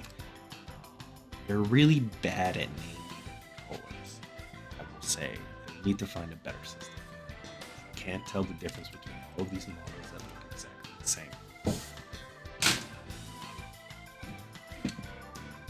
Hey, I only bought this controller because it was $10. This is the PDP Realms wired controller. It has a tails feed. It has like a really bad render of crab meat, I think he's called. I wish they would use 2D artwork for some, which more than the artwork that they've always used. But I think this is like Ocean Pals or something, which is pretty fucking cool. I don't think crab meat's in Ocean Pals. So, you know, they were not very consistent on keeping the consistency of the aesthetics here. It turns on. An LED in it. Lights up tails. That's pretty cool. This controller's bad. It feels bad. It feels cheap. It feels like I'm gonna break it at any moment. I'm pretty sure it only works wired. I don't think it's an actual wireless Switch controller. This just sits around. Honestly, I should have another tier of box that I put things in. Just things that look cool, but I'm never gonna use because I don't think I'm ever gonna use this. Yeah. Hey, a pad box. I did a review on this one too. This is the precursor to the Padbox GS. This thing I love. You can see, boy, they made it a lot thinner. And the reason for that is because these are actual arcade buttons. These are not full size, 24mm size arcade buttons. And I really like that part about it, but it makes, there's like so much difference in button feel between this here and this here, this here. They just like don't match at all. This I really feel is just like a prototype for the GS. I don't see any real reason to buy the GS over the not buy the GS over this one. It does have a thumb button though, which is kind of nice for a lot of other games. But the most important thing about this is they figured out a really good D-pad for this thing, and they made it better. You can still get this one if you don't care about the analog stick stuff, but I just think GS is so much slicker and nicer. It feels like a much more cohesive unit, where this is a little more DIY. And this is actually the DIY kit that I put together myself. You can see it in the review. I like it. There's no reason to buy it. This is a mouse and keyboard. It doesn't look like a mouse and keyboard. It looks like a controller with a trackpad. But this analog stick doesn't do anything. It's completely digital. It's mapped to WASD. This is called the Ine mouse. I don't know if you should pronounce it like that. Mouse pad controller. This comes in like a million different names. This is just like an OEM product that people just put random brands on top of. It's just a mouse and keyboard macro pad, basically. You can see they're all. And the one thing that I will say immediately about this is, it feels pretty good. It's really weird to navigate. It's gonna take like a million hours of muscle memory to recalibrate to. but it also feels really cheap. There's like mouse click switches over here and here, but over here they're not. And like the buttons over here, they all have like different feelings. And the one thing that really drives me nuts about this thing is, one, you cannot remap any of these buttons. And two, they put the right click on this side and the left click on this side. And I get it, because you're supposed to hold it like this, right? So that you can move your thumb more, right? And then you'd want to shoot with these ones. You're not trying to like press your middle finger or whatever, or like have like a weird claw grip for shooting over here. But it just does not work. Like when you hold something that is shaped like a control, like I get it. Left click is on the left side, okay, on a mouse. But when you when you hold something that feels like a controller in your hand, you're like, right click is to shoot.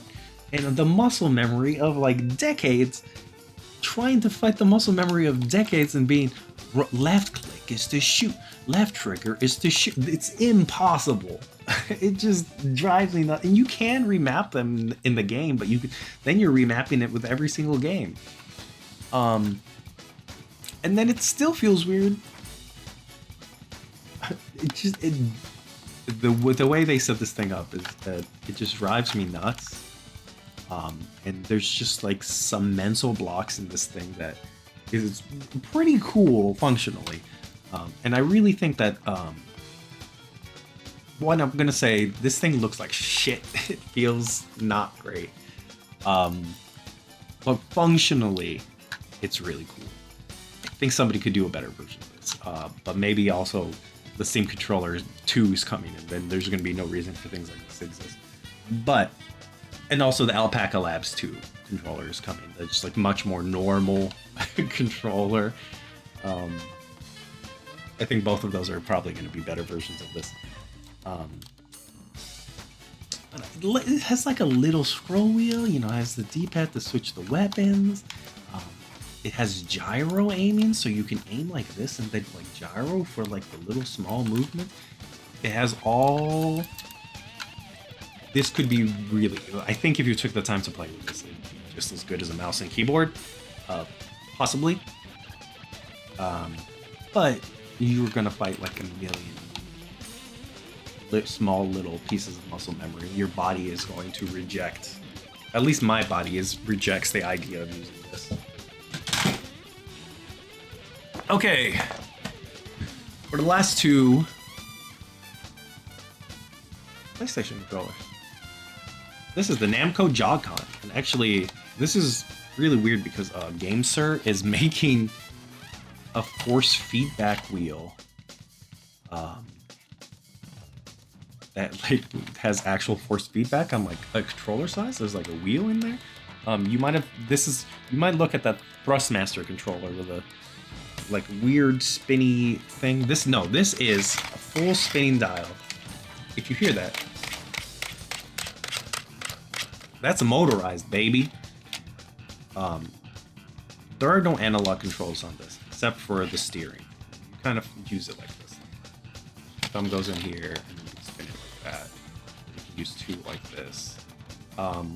Really weird controller. Actually, is this analog? I don't think it is. I don't think there's any analog right there. This was released for Ridge Racer Type 4 on the PlayStation 1. It is the Namco Joy-Con controller. Before the Joy-Con, there was the Joy-Con. And this is a force feedback controller. This is compatible with like 4 fucking games or something. And one of them is Ridge Racer 5. So, but it's still really cool. And if you have the Mr. Reflex Adapt, you can get it to work with a bunch of other games. I have not had a lot of luck using it, but I bought it for Ridge Racer 4 and it works great there. This will actually push against you, simulate the rumble of like driving over different surfaces. It'll go slack when you when you get air, it'll go slack, and they'll have different resistance depending on where you are when you're driving, and like fight back against you and just simulate like whole force feedback in like this tiny little wheel. It's so fucking cool. Like This is like a very single use case controller that I'm really glad to have.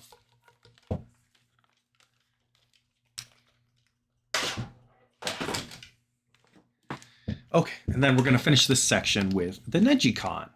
It's Negicon, not Negcon. It's not negging you, you know. This is an analog controller. You can see over here. These buttons here have little analogs, and there's a spring at the back on the bottom. It feels kind of like a early version of like a trigger. Weirdly, the trigger. I don't think the triggers are analog. I think they're just buttons. These are 1 and 2 buttons are the only analog ones. A weird decision on Namco's part. This I think might have come out before the DualShock, and it is an analog controller that you control by twisting. Twist, twist, twist. And this is actually compatible with a lot of games. And you can twist it to like obviously drive a car or something. It's also compatible with what the hell is that Namco tanking? Cyber Sled? Yeah, Cyber Sled. You can use it to like use the D-pad to like strafe, and you can use this to turn, so you can like circle strafe like it's a first-person shooter, you know.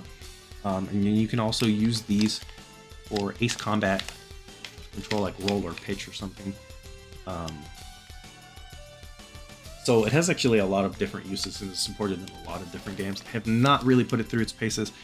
Did use it on my computer a little bit, again with the Reflex, to like play racing games with, and it's really cool except for the fact that you really have to twist it. You are like furiously trying to open up a jar of pickles kind of motion while you're playing this game, and there's probably some way to like calibrate that stuff that I'm not going to do, but I will eventually get to using this in some PlayStation games. I'm really excited to do ray tracers on this thing, but this is a really cool controller and is actually much more practical than the Jog-Con.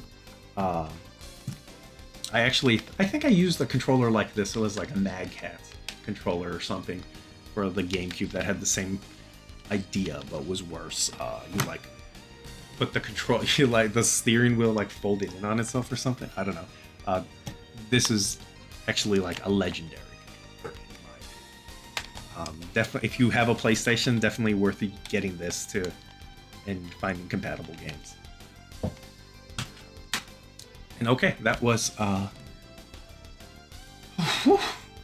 the storage bin tier. You know, you can see that a lot of the controls are really cool, but they're just in the bin because, you know, they're kind of particular or they only have very specific uses, and I'm not getting them out for that every single time. Now I have to go around and just grab all the stragglers that are around this apartment.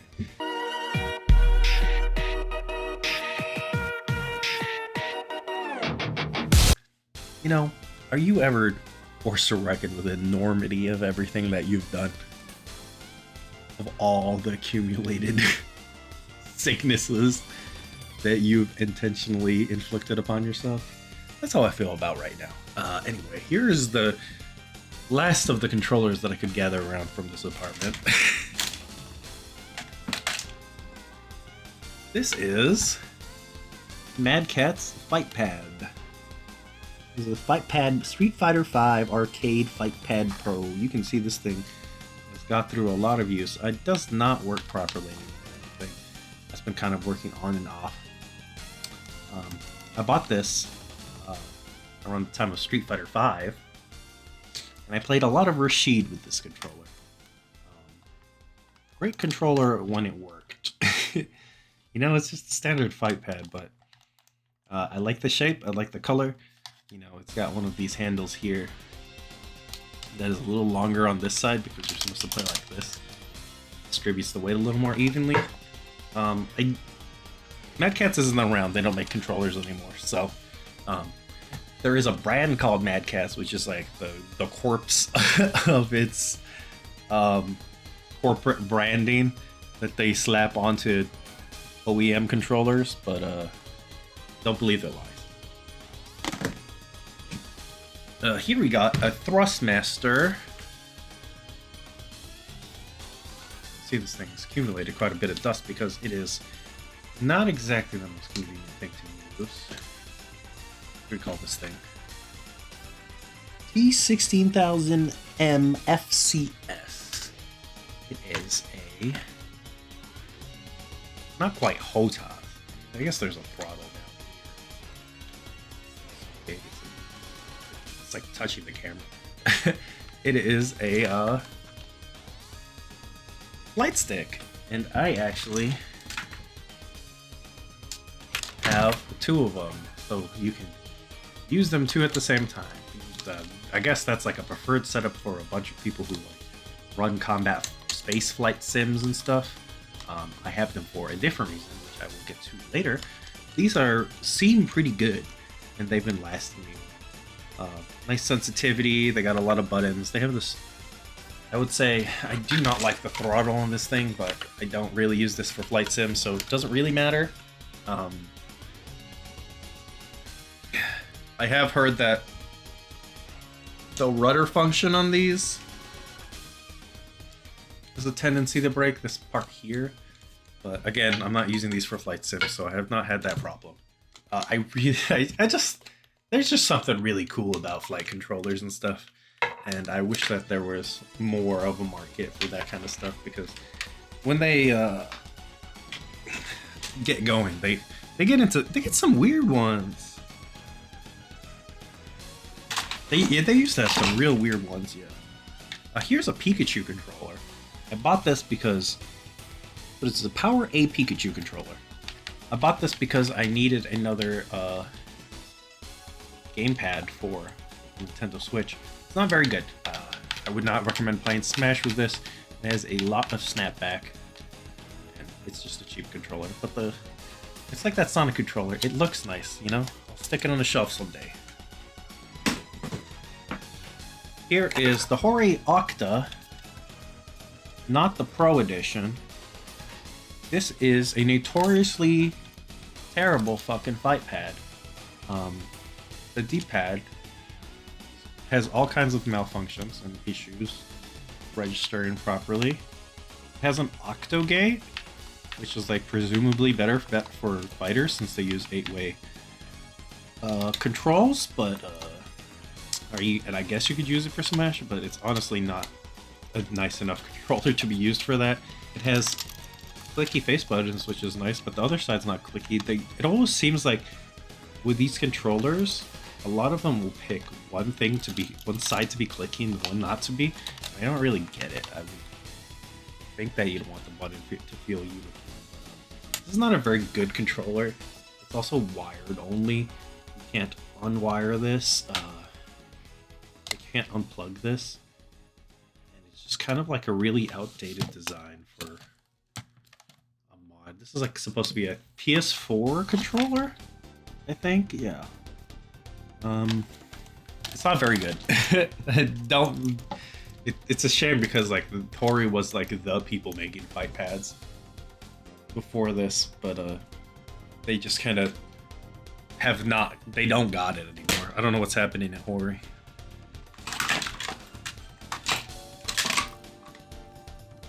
Here's a PlayStation 2 controller. It looks exactly like the PlayStation 2 controller I have on my desk, except more dusty. I think something's loose in this one too. Yeah. I don't remember where I got this from. It's a DualShock. I like the DualShock. It's fine. There's not a lot to say about. While we're doing old controllers,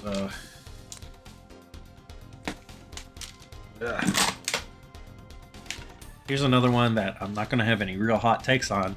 This is the N64 controller. It is a jacked up, weird feeling controller that is really prone to breakdown because of the weird optical sensor that they used for this thing that is hard to replicate and is prone to friction grind. Like, I think you can even see inside of here.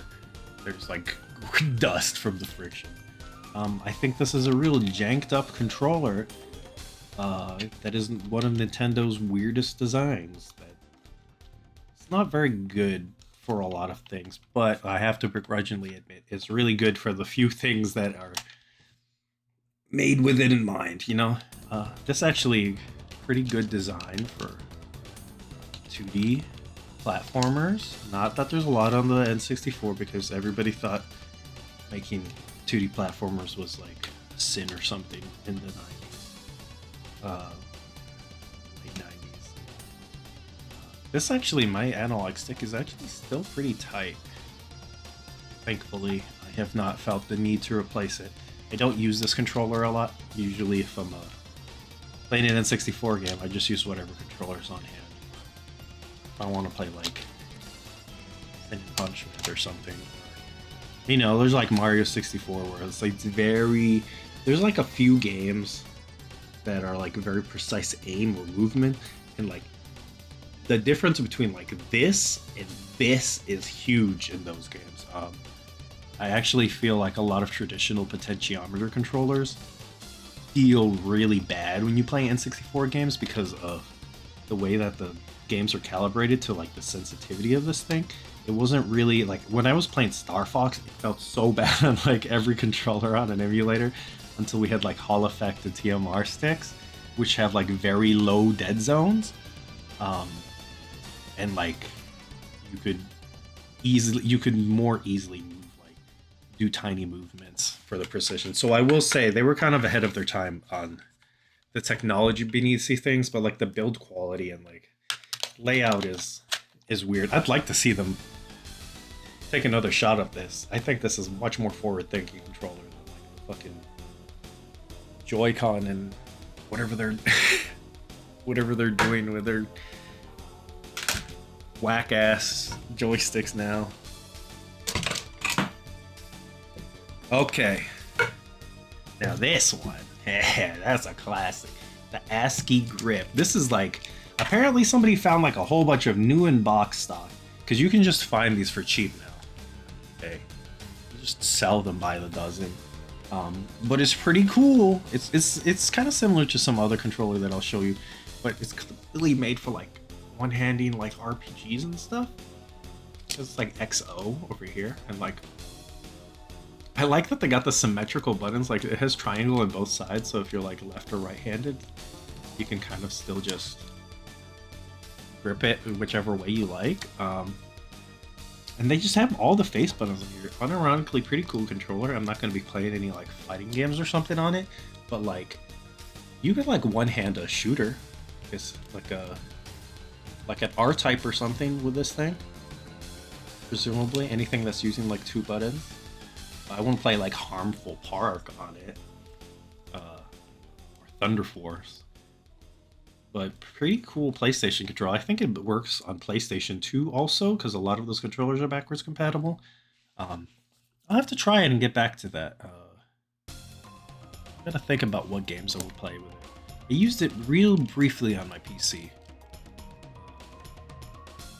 But the most important thing is the buttons are not hard to press. They feel good, and the D-pad doesn't suck. So, you know, never a guarantee on a controller.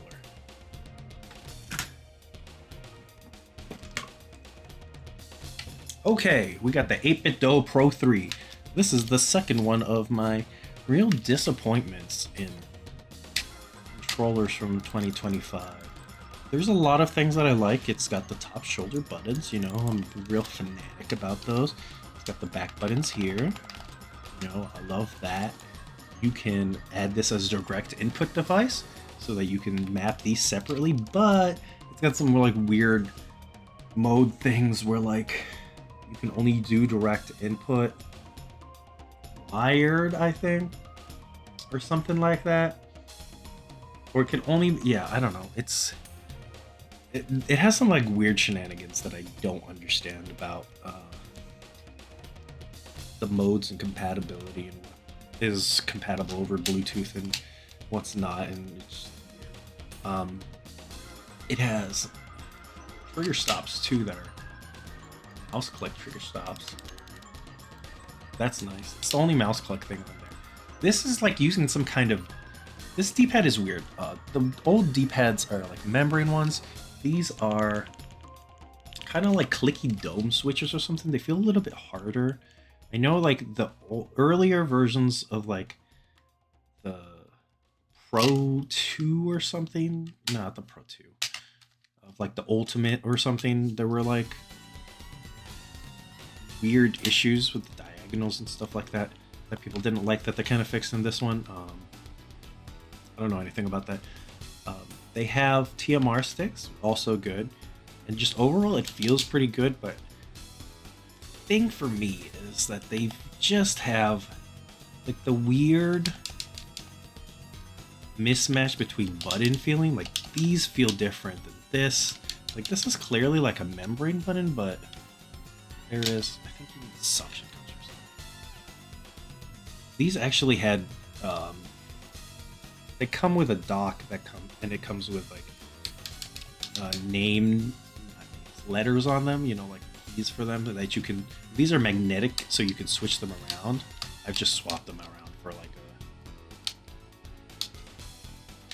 a Super Famicom color scheme. Now these, it's also, but it's really annoying to line these up because like they'll magnetize on there, but they have to be lined very specifically. Without the letters, you can't really see what the orientation is. But also, the Flexi has like a similar thing, but it's like only the cap. And so it sounds still pretty quiet. These are so loud. Like compared to this, they're so loud and they feel so weird, and I wish they just didn't. That was like one of those things where it's like, is it really such a big deal to have the A button here or here? Like, is the difference between that such a big deal that you gotta add a whole new feature that ruins how the button feels to fix it? I don't think so.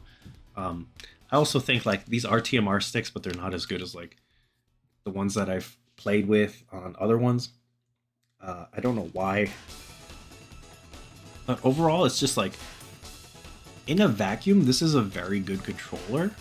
But compared with so many of the other controllers that I use on a daily basis, I just kind of feels like a letdown.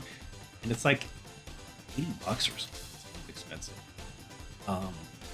Which I guess it's like normal controller prices now, but compared to like other stuff, like it just doesn't feel. It feels a little bit like 8-bit though are kind of lagging behind in the main controller series. Like they don't really know what to do to keep up. Even though they have been like long time the third party to go to for like decent off-the-shelf controllers that, you know, they have great build quality. Like all the stuff that I said about their older controllers still holds true, but I don't know. It just kind of sat, like I had it in a dock on my desk and I never picked it up, even though a bunch of other controllers were there. I picked them up beforehand for this one, so I don't know. It's probably fine for most normal people, but clearly I have a sickness.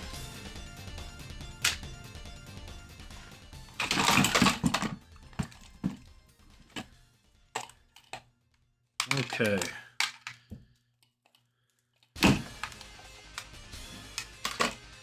Now this is a good Hori controller. This is the Hori, I don't know what it's called, the Hori mini pad, I think, for PlayStation 4. It was like, they market it as like, it's a controller for children and people with small hands, you know? I actually see somebody at my locals playing on one of these, like playing Tekken on this, and I cannot imagine. That's crazy. These are very small buttons. They're like probably close to Joy-Con sized buttons, and these are really close to each other, so like, I don't know. If you got some big thumbs, you might be smashing them together. But despite it being wired, it's really light, it's really small and compact. It's really cute and feels good to play with. It's missing a lot of PlayStation 4 features, like you have to do like some weird things. Like this is, you click the touchpad in and then you like press this with like a bunch of left stick or right stick inputs or something to like emulate using the touchpad or whatever. It's weird, but it's a small, cheap controller that feels pretty good for most games. Like I have used this for just like general purpose PS4 games, and it's good. I mean, it has a good D-pad. That's more you can say for the Hori Octa.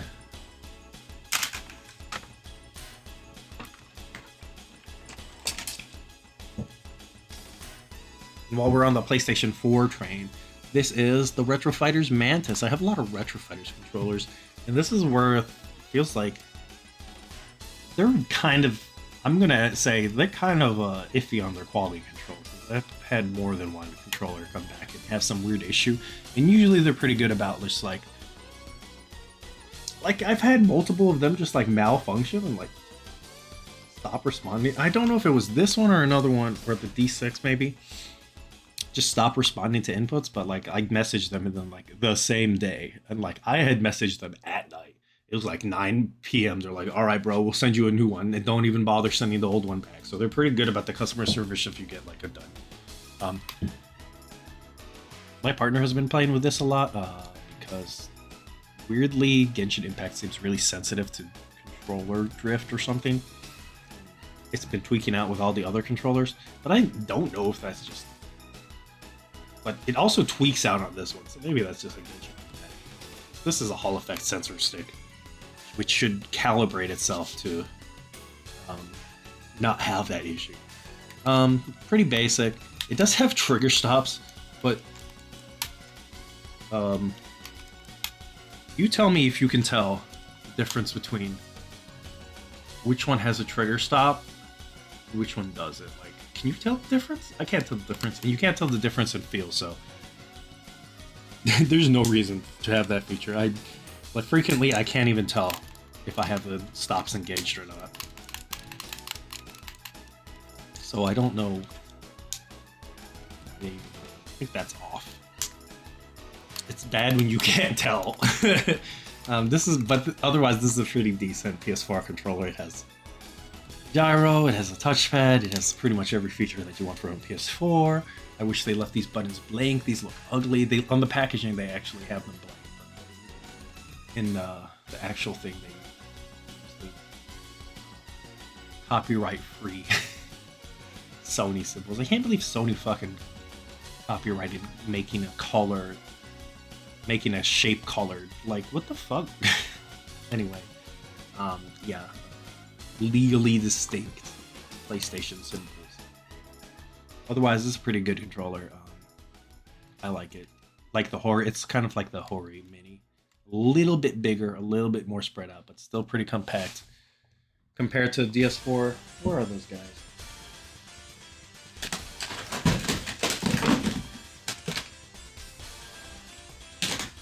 Here you go. Compared to DS4, it's much more compact. It feels good, you know? Everything is still relatively in the same place. It's just shortened and thinned out a little bit. So I feel comfortable using that with pretty much any game. If you're looking for an aftermarket controller for PlayStation, pretty good one. USB-C, so you don't have that problem charging it like the DualShock.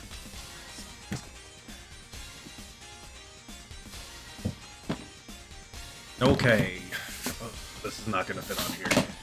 I'm going to take this one out. And I do have two of these. Just for the sake of...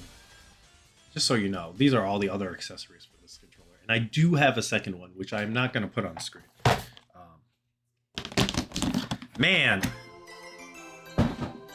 I really wanted to love this thing. I really did want to like this thing so much. This is the PlayStation Access controller. It is Sony's attempt at making an accessibility controller for PlayStation. I found somebody selling these for like 40 bucks, I think. Something like that. Well, less than half the price of what they go normally. And for that price, it's fine. But they were selling these. They still are selling these things for $100 each, and it does not even give you the full set of controls for a PlayStation 5. This is specifically only for PlayStation 5. It will be detected by PC, but you're gonna have to use some web configurator app that Jay Fedor made. He's one of the OpenStick project guys. Works with a lot of controller stuff.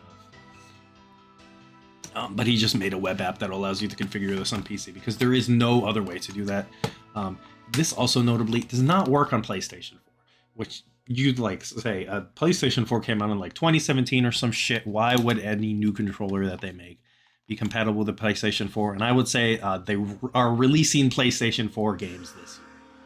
Maybe, I don't know if they've released any PlayStation 4 games this year, but definitely it was like December. They're releasing PlayStation 4 versions of their games. So for an accessibility controller, it seems like kind of a real fucking misstep. The way this thing works is there's a little joystick here. It's not Hall Effect, in case you're wondering. I kept saying, I assume everything's Hall Effect. It's not. If there's a first-party controller, they want you to replace the whole ass controller when something goes wrong. It's got a bunch of different toppers. Let me get it. In different shapes that you can use to like. There's like a little joystick. I like this little joystick. The joystick part I think is the part that works the best because it has a standard thumbstick cap. You can use that like a standard thumbstick cap.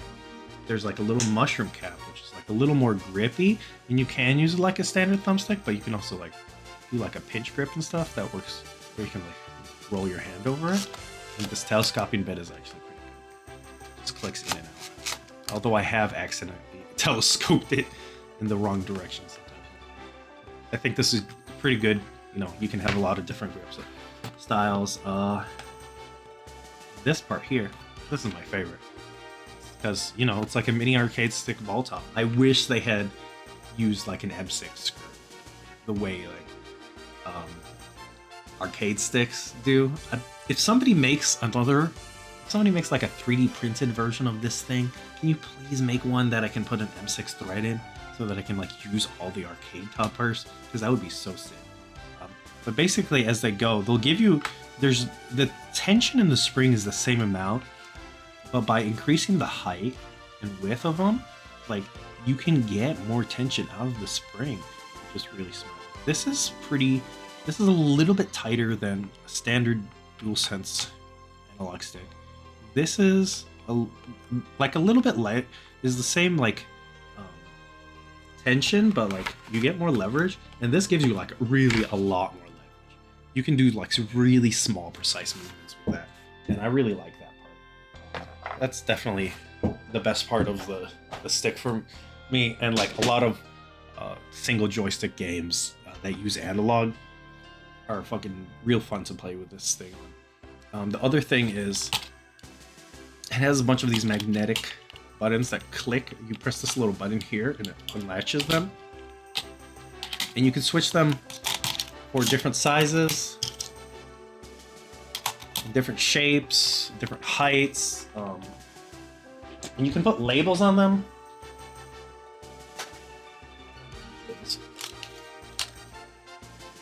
I don't use these labels because one, they increase the height of the button and they like make it feel uneven, which I really don't like. I think it makes the button feel much worse, and they're like a softer, rubbery plastic. I think it makes the feel worse, and likewise, I'm not going to be switching. It stores up to 3 profiles on here, and I'm not going to be switching the button labels every time I switch a profile. Okay, and I switch them so much that like it's not worth it to me. I do like the idea of these. Most of the buttons come in this like pillow layout. Like you can see, it's kind of like ridged. And they give you a full set of that, but they really only give you like maybe 2 of these paddle-shaped ones, and like maybe like 4 of these flat ones. And I think the flat ones and the paddle shapes and even this like sloped ramp looking one, I think they're all better buttons than the pillow ones. So I ended up buying a second set because I wanted to have more of those to use with my controller because I like the feeling of them better. Because one of the things, the way it's, as you can see, it's a fucking circle for some reason. So no matter where you put your hands, it's like really hard to push to get access to all the buttons. You can use your fingers here, but you're not going to really be moving your fingers here. You can put here, but then it's you got to do a lot of hand movement to touch the other buttons. And like you could presumably put your fingers up here and then use your palm to like strike the other ones.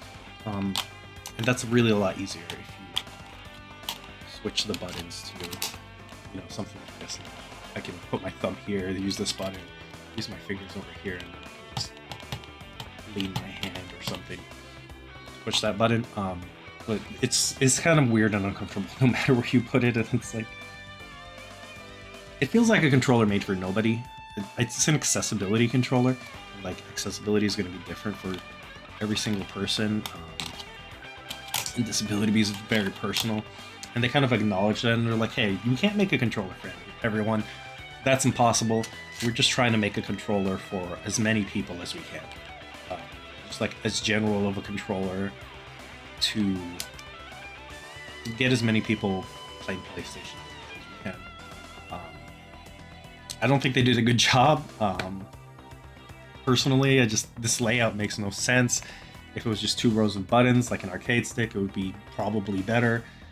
As much as I like this choice, I think is really cool. Like they include so many accessories in the kit, but like they don't feel like completely well thought out about the why and what they include. It does have 4 external switch jacks, which apparently their consultants said, well, that was like one of the early things the consultant says, like, you gotta add extra switches. And you can plug in extra switches with the headphone jack. Like, here we go. Like something like this. Like a pedal. Foot pedal. You can plug in there. But the way they have wired this seems to be very particular about when it will recognize a button. And a lot of buttons that I have that work on other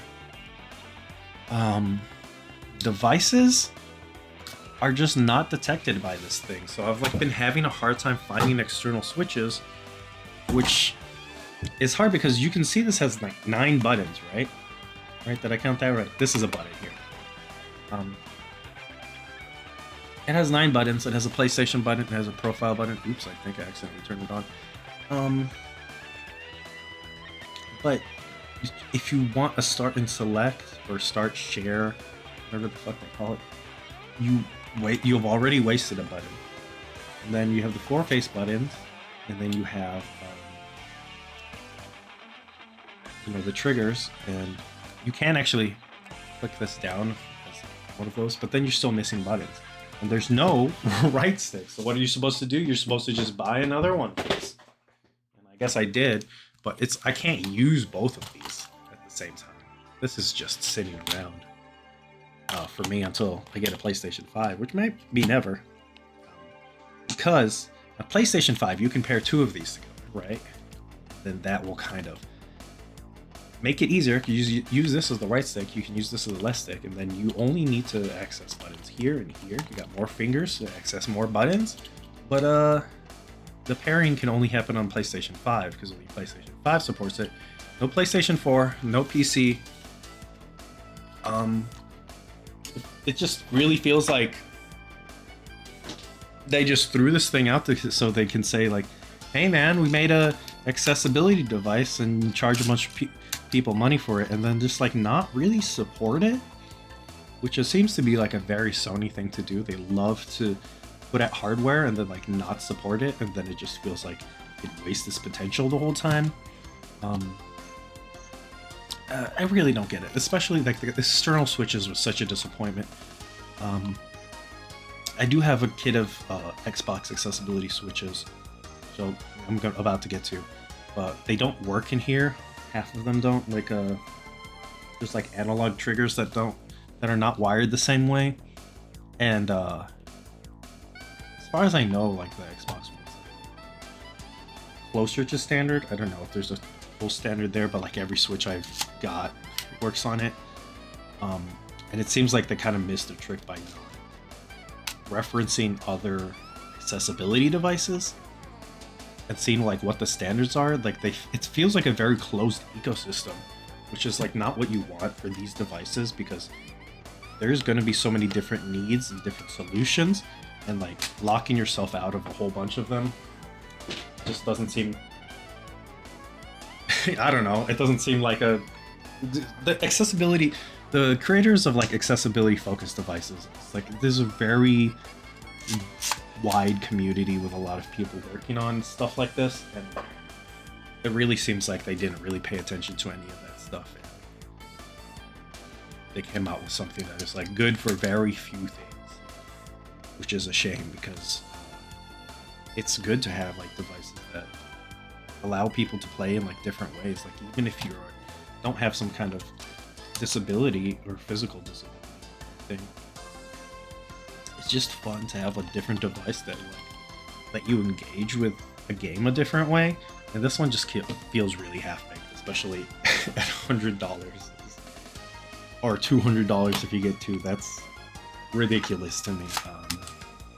Kind of disappointment. It's also kind of disappointment that these external switches didn't work, because I really wanted another option that a lot of people could use. This was not it. That was another one that I wrote a whole review of and then did not do a video because it's just not exciting to rag on something that disappoints you. Maybe it is for some other people, but not for me.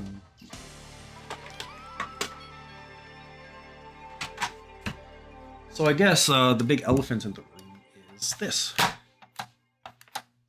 This is a reason for a lot of the things that you saw. Oh man, is coffee or something? In a lot of the stuff that you just saw.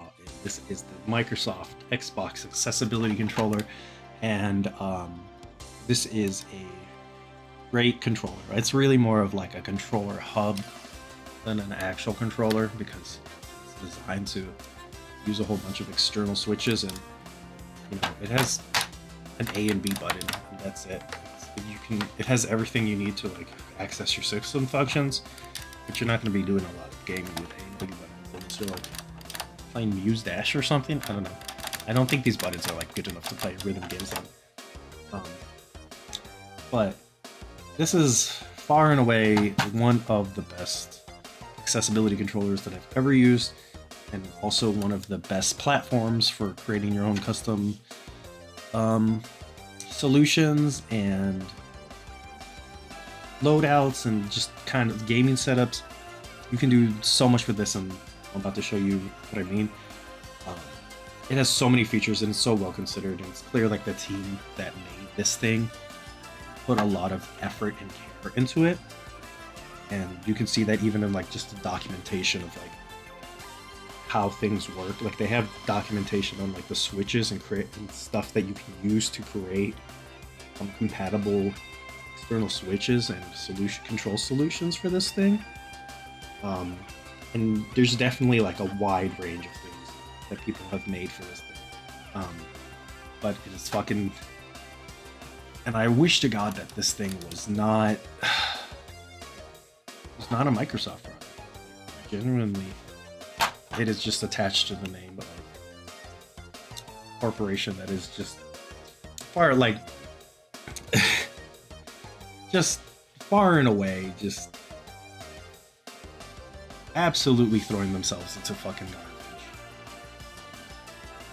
Just even before fucking arming the Israeli military with cloud services or whatever to do surveillance on the population and fucking track. It'd be used in like military operations. Even before that shit, you know, they were doing a whole bunch of things where they just hire a whole bunch of contractors on for like 6 months or whatever, and then immediately fire them after games were shipped out. They ruined pretty much all their Windows architecture to the point where people are increasingly trying to get off of Windows as a gaming platform. Just in general, they're fucking ethically and business-wise, they are just in the tank, making it hard to root for anything that comes out of that company. But this, by far and away, is like the best thing that's ever fucking come from them. And it's really funny because one of the features of this thing is called Xbox Assist.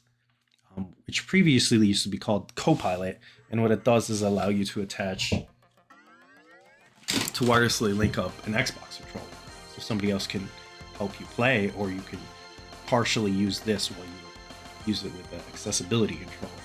They had to change it from Copilot to Assist because obviously now Microsoft is pushing Copilot AI crap to every facet of their company.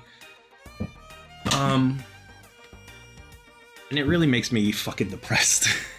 Just thinking about this, one of the coolest, most exciting controllers that I have used, attached to absolute dog shit, morally reprehensible company. So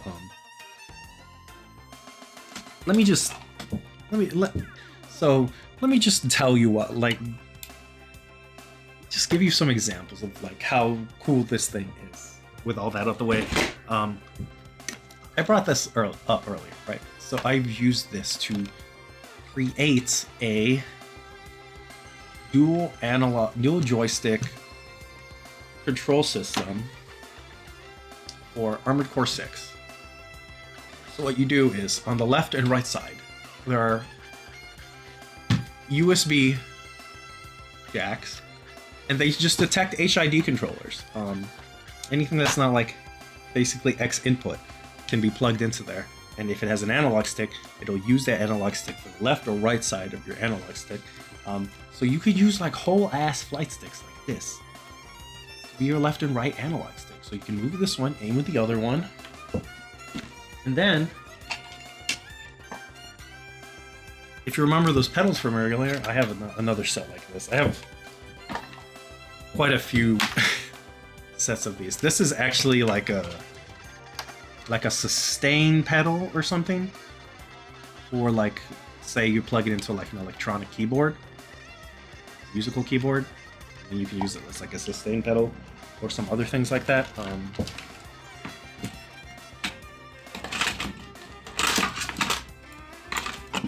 There's also some of these like generic, ooh that's loud, clicky switches that you can DIY into a headphone jack switch. Yeah, you just plug those in, you know, to whatever button you want it to be. So whatever you're like, say over here, and then that'll function as that button. So you can use the light sticks to fly, and then you can use the flight sticks to move and aim, and then you can use like the pedals for like, you know, thrusting, like boosting, jumping, flight. Like I used it for like the assault boost, the boost, and then the jumping. So like I had a 3-pedal setup and dual analog sticks. And then this thing actually has a bunch of different mounts on the back. Let me flip that over. For like camera style mounts, so you can just screw it into all kinds of mounts. Like you could use a mounted arm, a tripod, a desk mount, like anything. Like, and I just usually had this like off to the side, so I could like access little functions like scanning an environment. You know, I like push my whole hand on there to scan an environment, like it was like a side panel. And like a cockpit. It's so cool. And the other thing is that I use it for is these 8-bit DOE super buttons, they call them. These are intended to be used with the 8-bit DOE keyboard. Let me get that thing.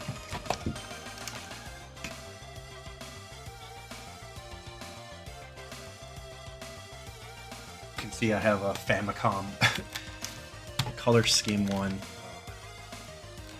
that I replaced the keycaps on. I really don't like that they did NES and Famicom color keycaps. If I had waited a little longer, I came up with like a IBM Model M, like a Mecha Break one that I think look way cooler. They have more features on them, but the important part is here. They have external 3.5mm jacks. You plug those in there. The way it works is it's like probably more than I want to get into here, but they just send signals, on-off signals from the buttons. And you can plug those into the jacks here and use them the same way. This one is they wired that one a little weird, so it's not the best for that function, but I have a bunch of these. Like, I have a lot of these. let me just fucking.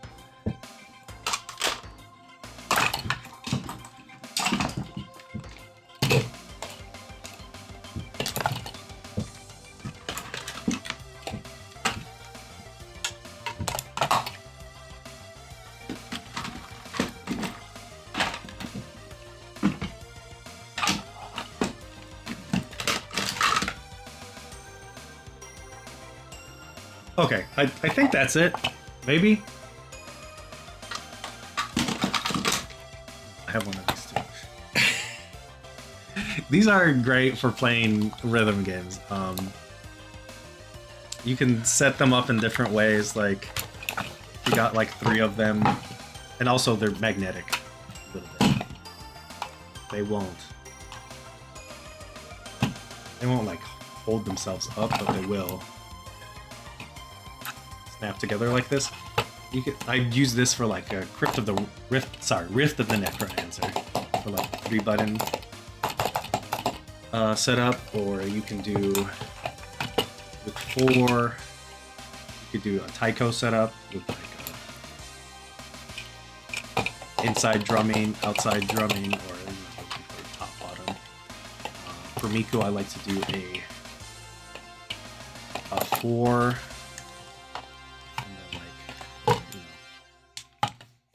So L and R like swipes, and then these are the 4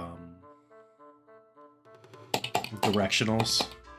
I use directionals. I mean, you could, if you want like a more traditional Miku Project Diva arcade setup, you could set them up 4 in a row.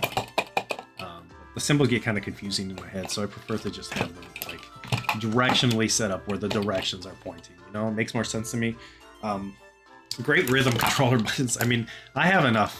You think I have enough to make a poppin' machine? I think I still don't have enough to make a poppin' machine. But you know, you just plug them into this thing and then it works. And then like the other thing about this is, because this is a controller that is sending like all the signals are coming out as one single unified controller, you can take that setup to use a converter and stick it on like anything. I've used this on my PlayStation 4. I've used this on the PlayStation 2. I've used this on the Switch. And so you can take any of those setups that you've made and then, you know, adapt any of these things to like a whole bunch of different consoles using an adapter.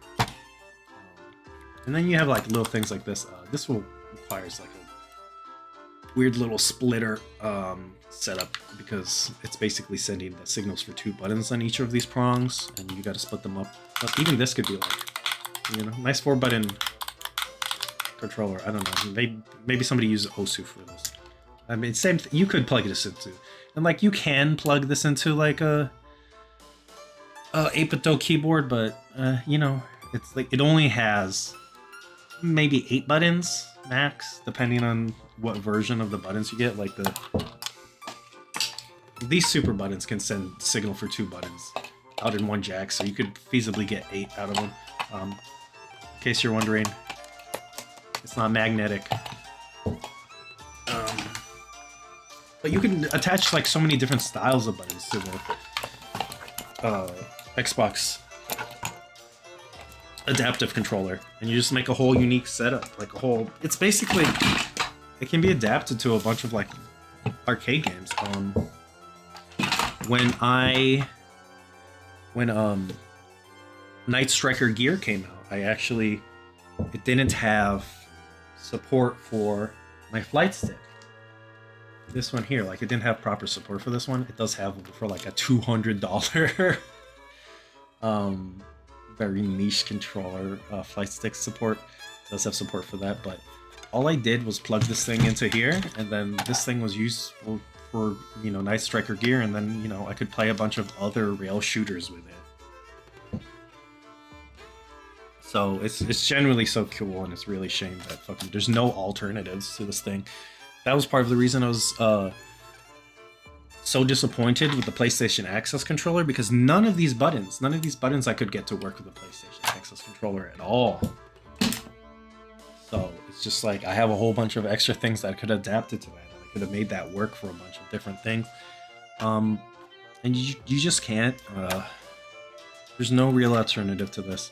There is a Hori Switch controller that is a similar thing, but it has more buttons on the face, so you can have access to all the buttons and then attach extra switches as you need, but you can use it as a controller itself. It's much more standalone, but it costs $250, which is $150 more than this thing.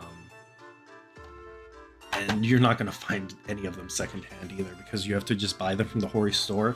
This is a thing that you can just, it's easy to find. And it's just, yeah. It's a real fucking shame that this is the only option on the market like this robust. And to go with it, they actually released these recent-ish. This is the Xbox Adaptive Joystick, I think. It is actually not wireless. It needs to be wired, and they are intended to be used wired USB-C from here to here. You can use them as standalone controllers. They actually have a really robust set of remapping functions. Like this, actually, you can remap all the. This has 3 profiles, and you can, and then well, it has 4 profiles technically. Each of these 4 profiles are remapped. If you go to the default profile, all of these will be mapped to standard, to whatever mapping they're here. But those are all interchangeable. Those are. And you can also do layers and stuff with them, basically. You can like add a modifier button to essentially double your functions. So this is actually pretty usable. You could say, put 2 main buttons here, and then your face buttons here, and then have it so when you click down on this, these turn it into your function buttons, your start, select, and all that stuff. So it's pretty robust on its own. It's actually comparable. I would say it's comparable to that ASCII grip. Put that thing. Almost. You can see that this has all the buttons. It is very standalone. This is clearly designed to be used with something else, but functionally it's very similar. I will say that using an analog stick for games, use a D-pad like shmups or something. This is much better. It's one of those, but you know, you're gonna have to find a solution to make it work with modern devices. And just this thing just works. It basically feels like a nicer nunchuck. This is like a nunchuck with the build quality of an Xbox controller. And obviously, you can have 2 of these.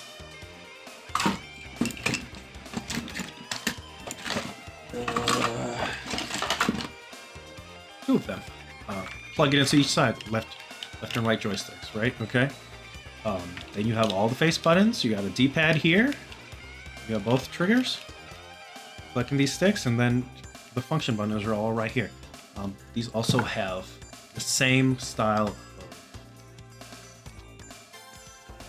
of camera mount, standard camera mount. So you can mount them on anything. You can mount them on, like, say, a swiveling arm and then have it over here if you want to hold them like a motorcycle, or you're piloting a mech or something. A lot of mech brain in these controllers for me.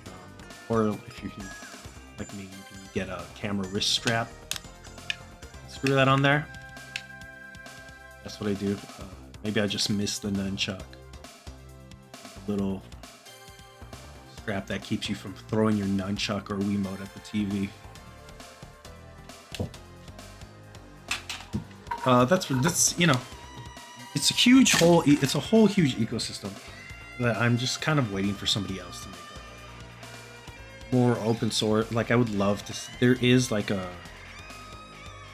people who make the GP2040 CE project. One of them has made an accessibility device sort of similar, but obviously not quite robust. It's very customizable because it's running 2040 CE, which is like an open source controller firmware.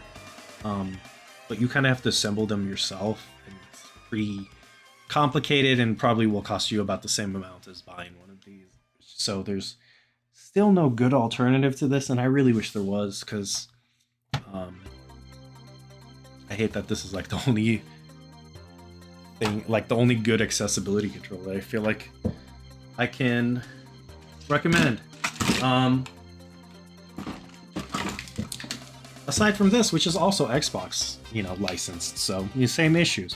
But this is the 8BitDo Lite SE. The one thing I will say about this is that they do have another version of this for the Switch that's like a little bit smaller and a little bit different. I think it's worse though. This one is like a little bit nicer, and it has the addition of coming with 2 super buttons that you can plug into there and use as you wish. Same deal too.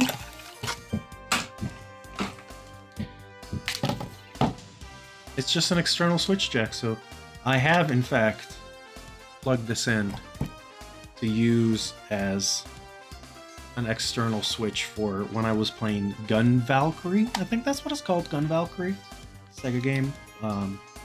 That game uniquely uses clicking in the left stick as your boost, and you use the boost a lot, so you're just like constantly mashing in your stick. And I said, I'm not doing that. I have a pedal. But you don't really need one because all the buttons are on the face on this controller. There's the left stick here. It does click in. These sticks are very light, super light. They're clear. All the buttons too are super light. You can barely touch them and they'll activate. I understand why they put them in this shape, like going in. Wish they had made it going out like a fight stick, because I have like a fight stick brain. This makes much more sense if you're like holding these buttons or whatever. It makes much more sense. It makes sense when you consider that you have to use it like laying down, right? There's no triggers on this, so all the buttons are over here.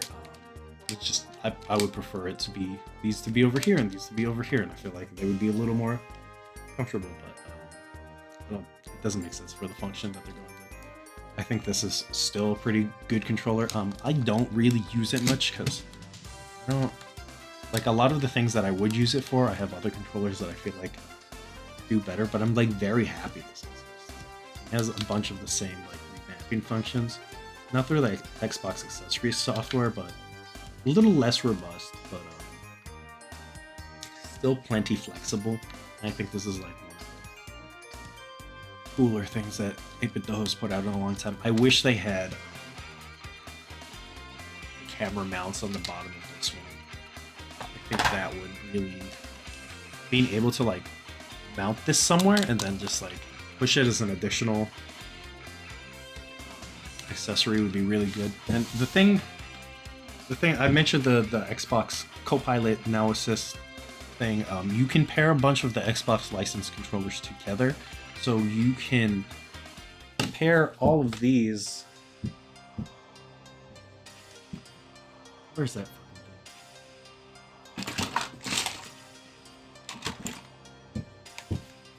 You can pair all of these controllers together. You don't need the adaptive controller to use this.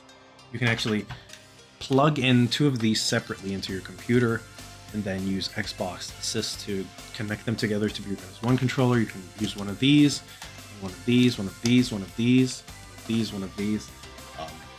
Genuinely, like, it's so well thought out, and like, it's really a shame. Again, I hate to be ragging on this, but it's a shame it's fucking attached to dog shit company.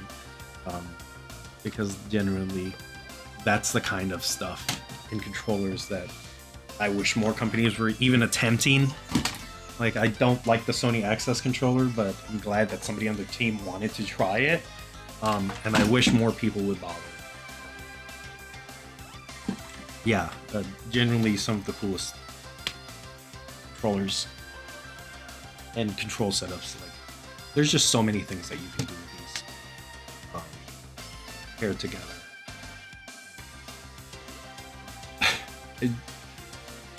this is like probably like the only time you're really be hearing me talk about them. This came out a little bit before, I think. The BDS boycott started on them, and like I was really excited about it, but like I'm gonna be doing the full review on any of these. This is about the best you can get. But I think that is, yeah, I don't know. I was gonna say anyway. That really killed my excitement for Xbox products. But that's, I think, I'm looking around to double check. I think that's all the controllers that are in this apartment. This is not all the controllers. Well, I did intentionally leave out any fight sticks. I've covered most of my leverless in a different video, so I'm not gonna rehash that one. I left out the fight sticks. There's a lot of those too, and there's a bunch of other controllers that I have that are still in storage. I'm not gonna just get them out just for this. They're all over the place. So for now, this is the totality of all the controllers I own. I hope you enjoyed my collection and going through them. If you have sat through what I imagine is multiple hours of me getting increasingly deranged as I rant about controllers, congratulations. I hope my sickness does not pass on to you. Live a better life than this. Maybe find a cheaper hobby. You know, like us, start drawing or something. You know, something that you can do anywhere.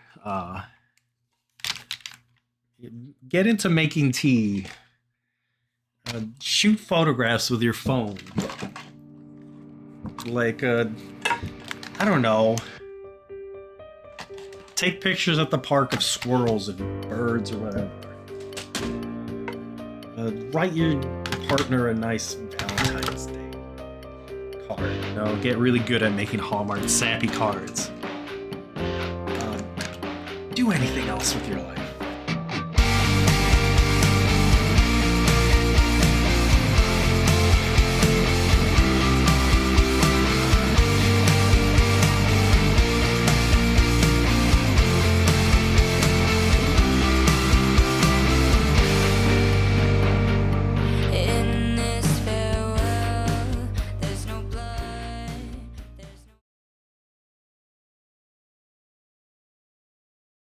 For real, just learn how to cook. That's a good one. That's a good thing you can do. I think I'm just listing off my other hobbies at this point. Do some 3D modeling. I don't know. Learn how to program a game. That would be good. Do some nonfiction. Do some nonfiction writing. Research some things that you like. Maybe do some fiction writing. Write some poetry. Write some short stories. I don't know.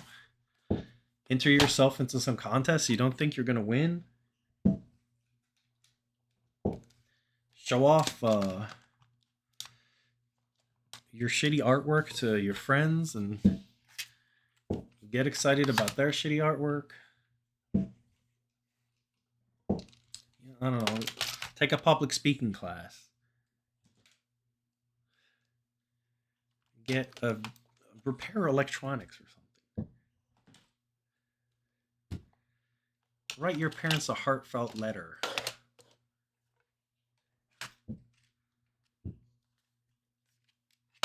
Learn to make clothes. Crochet a hat for your dog.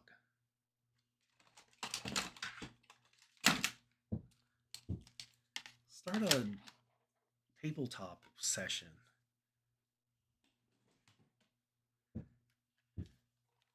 Ask out that person you've been scared to ask.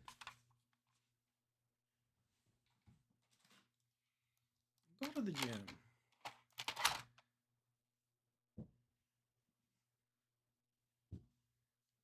Go to someone. Go meet some friends as an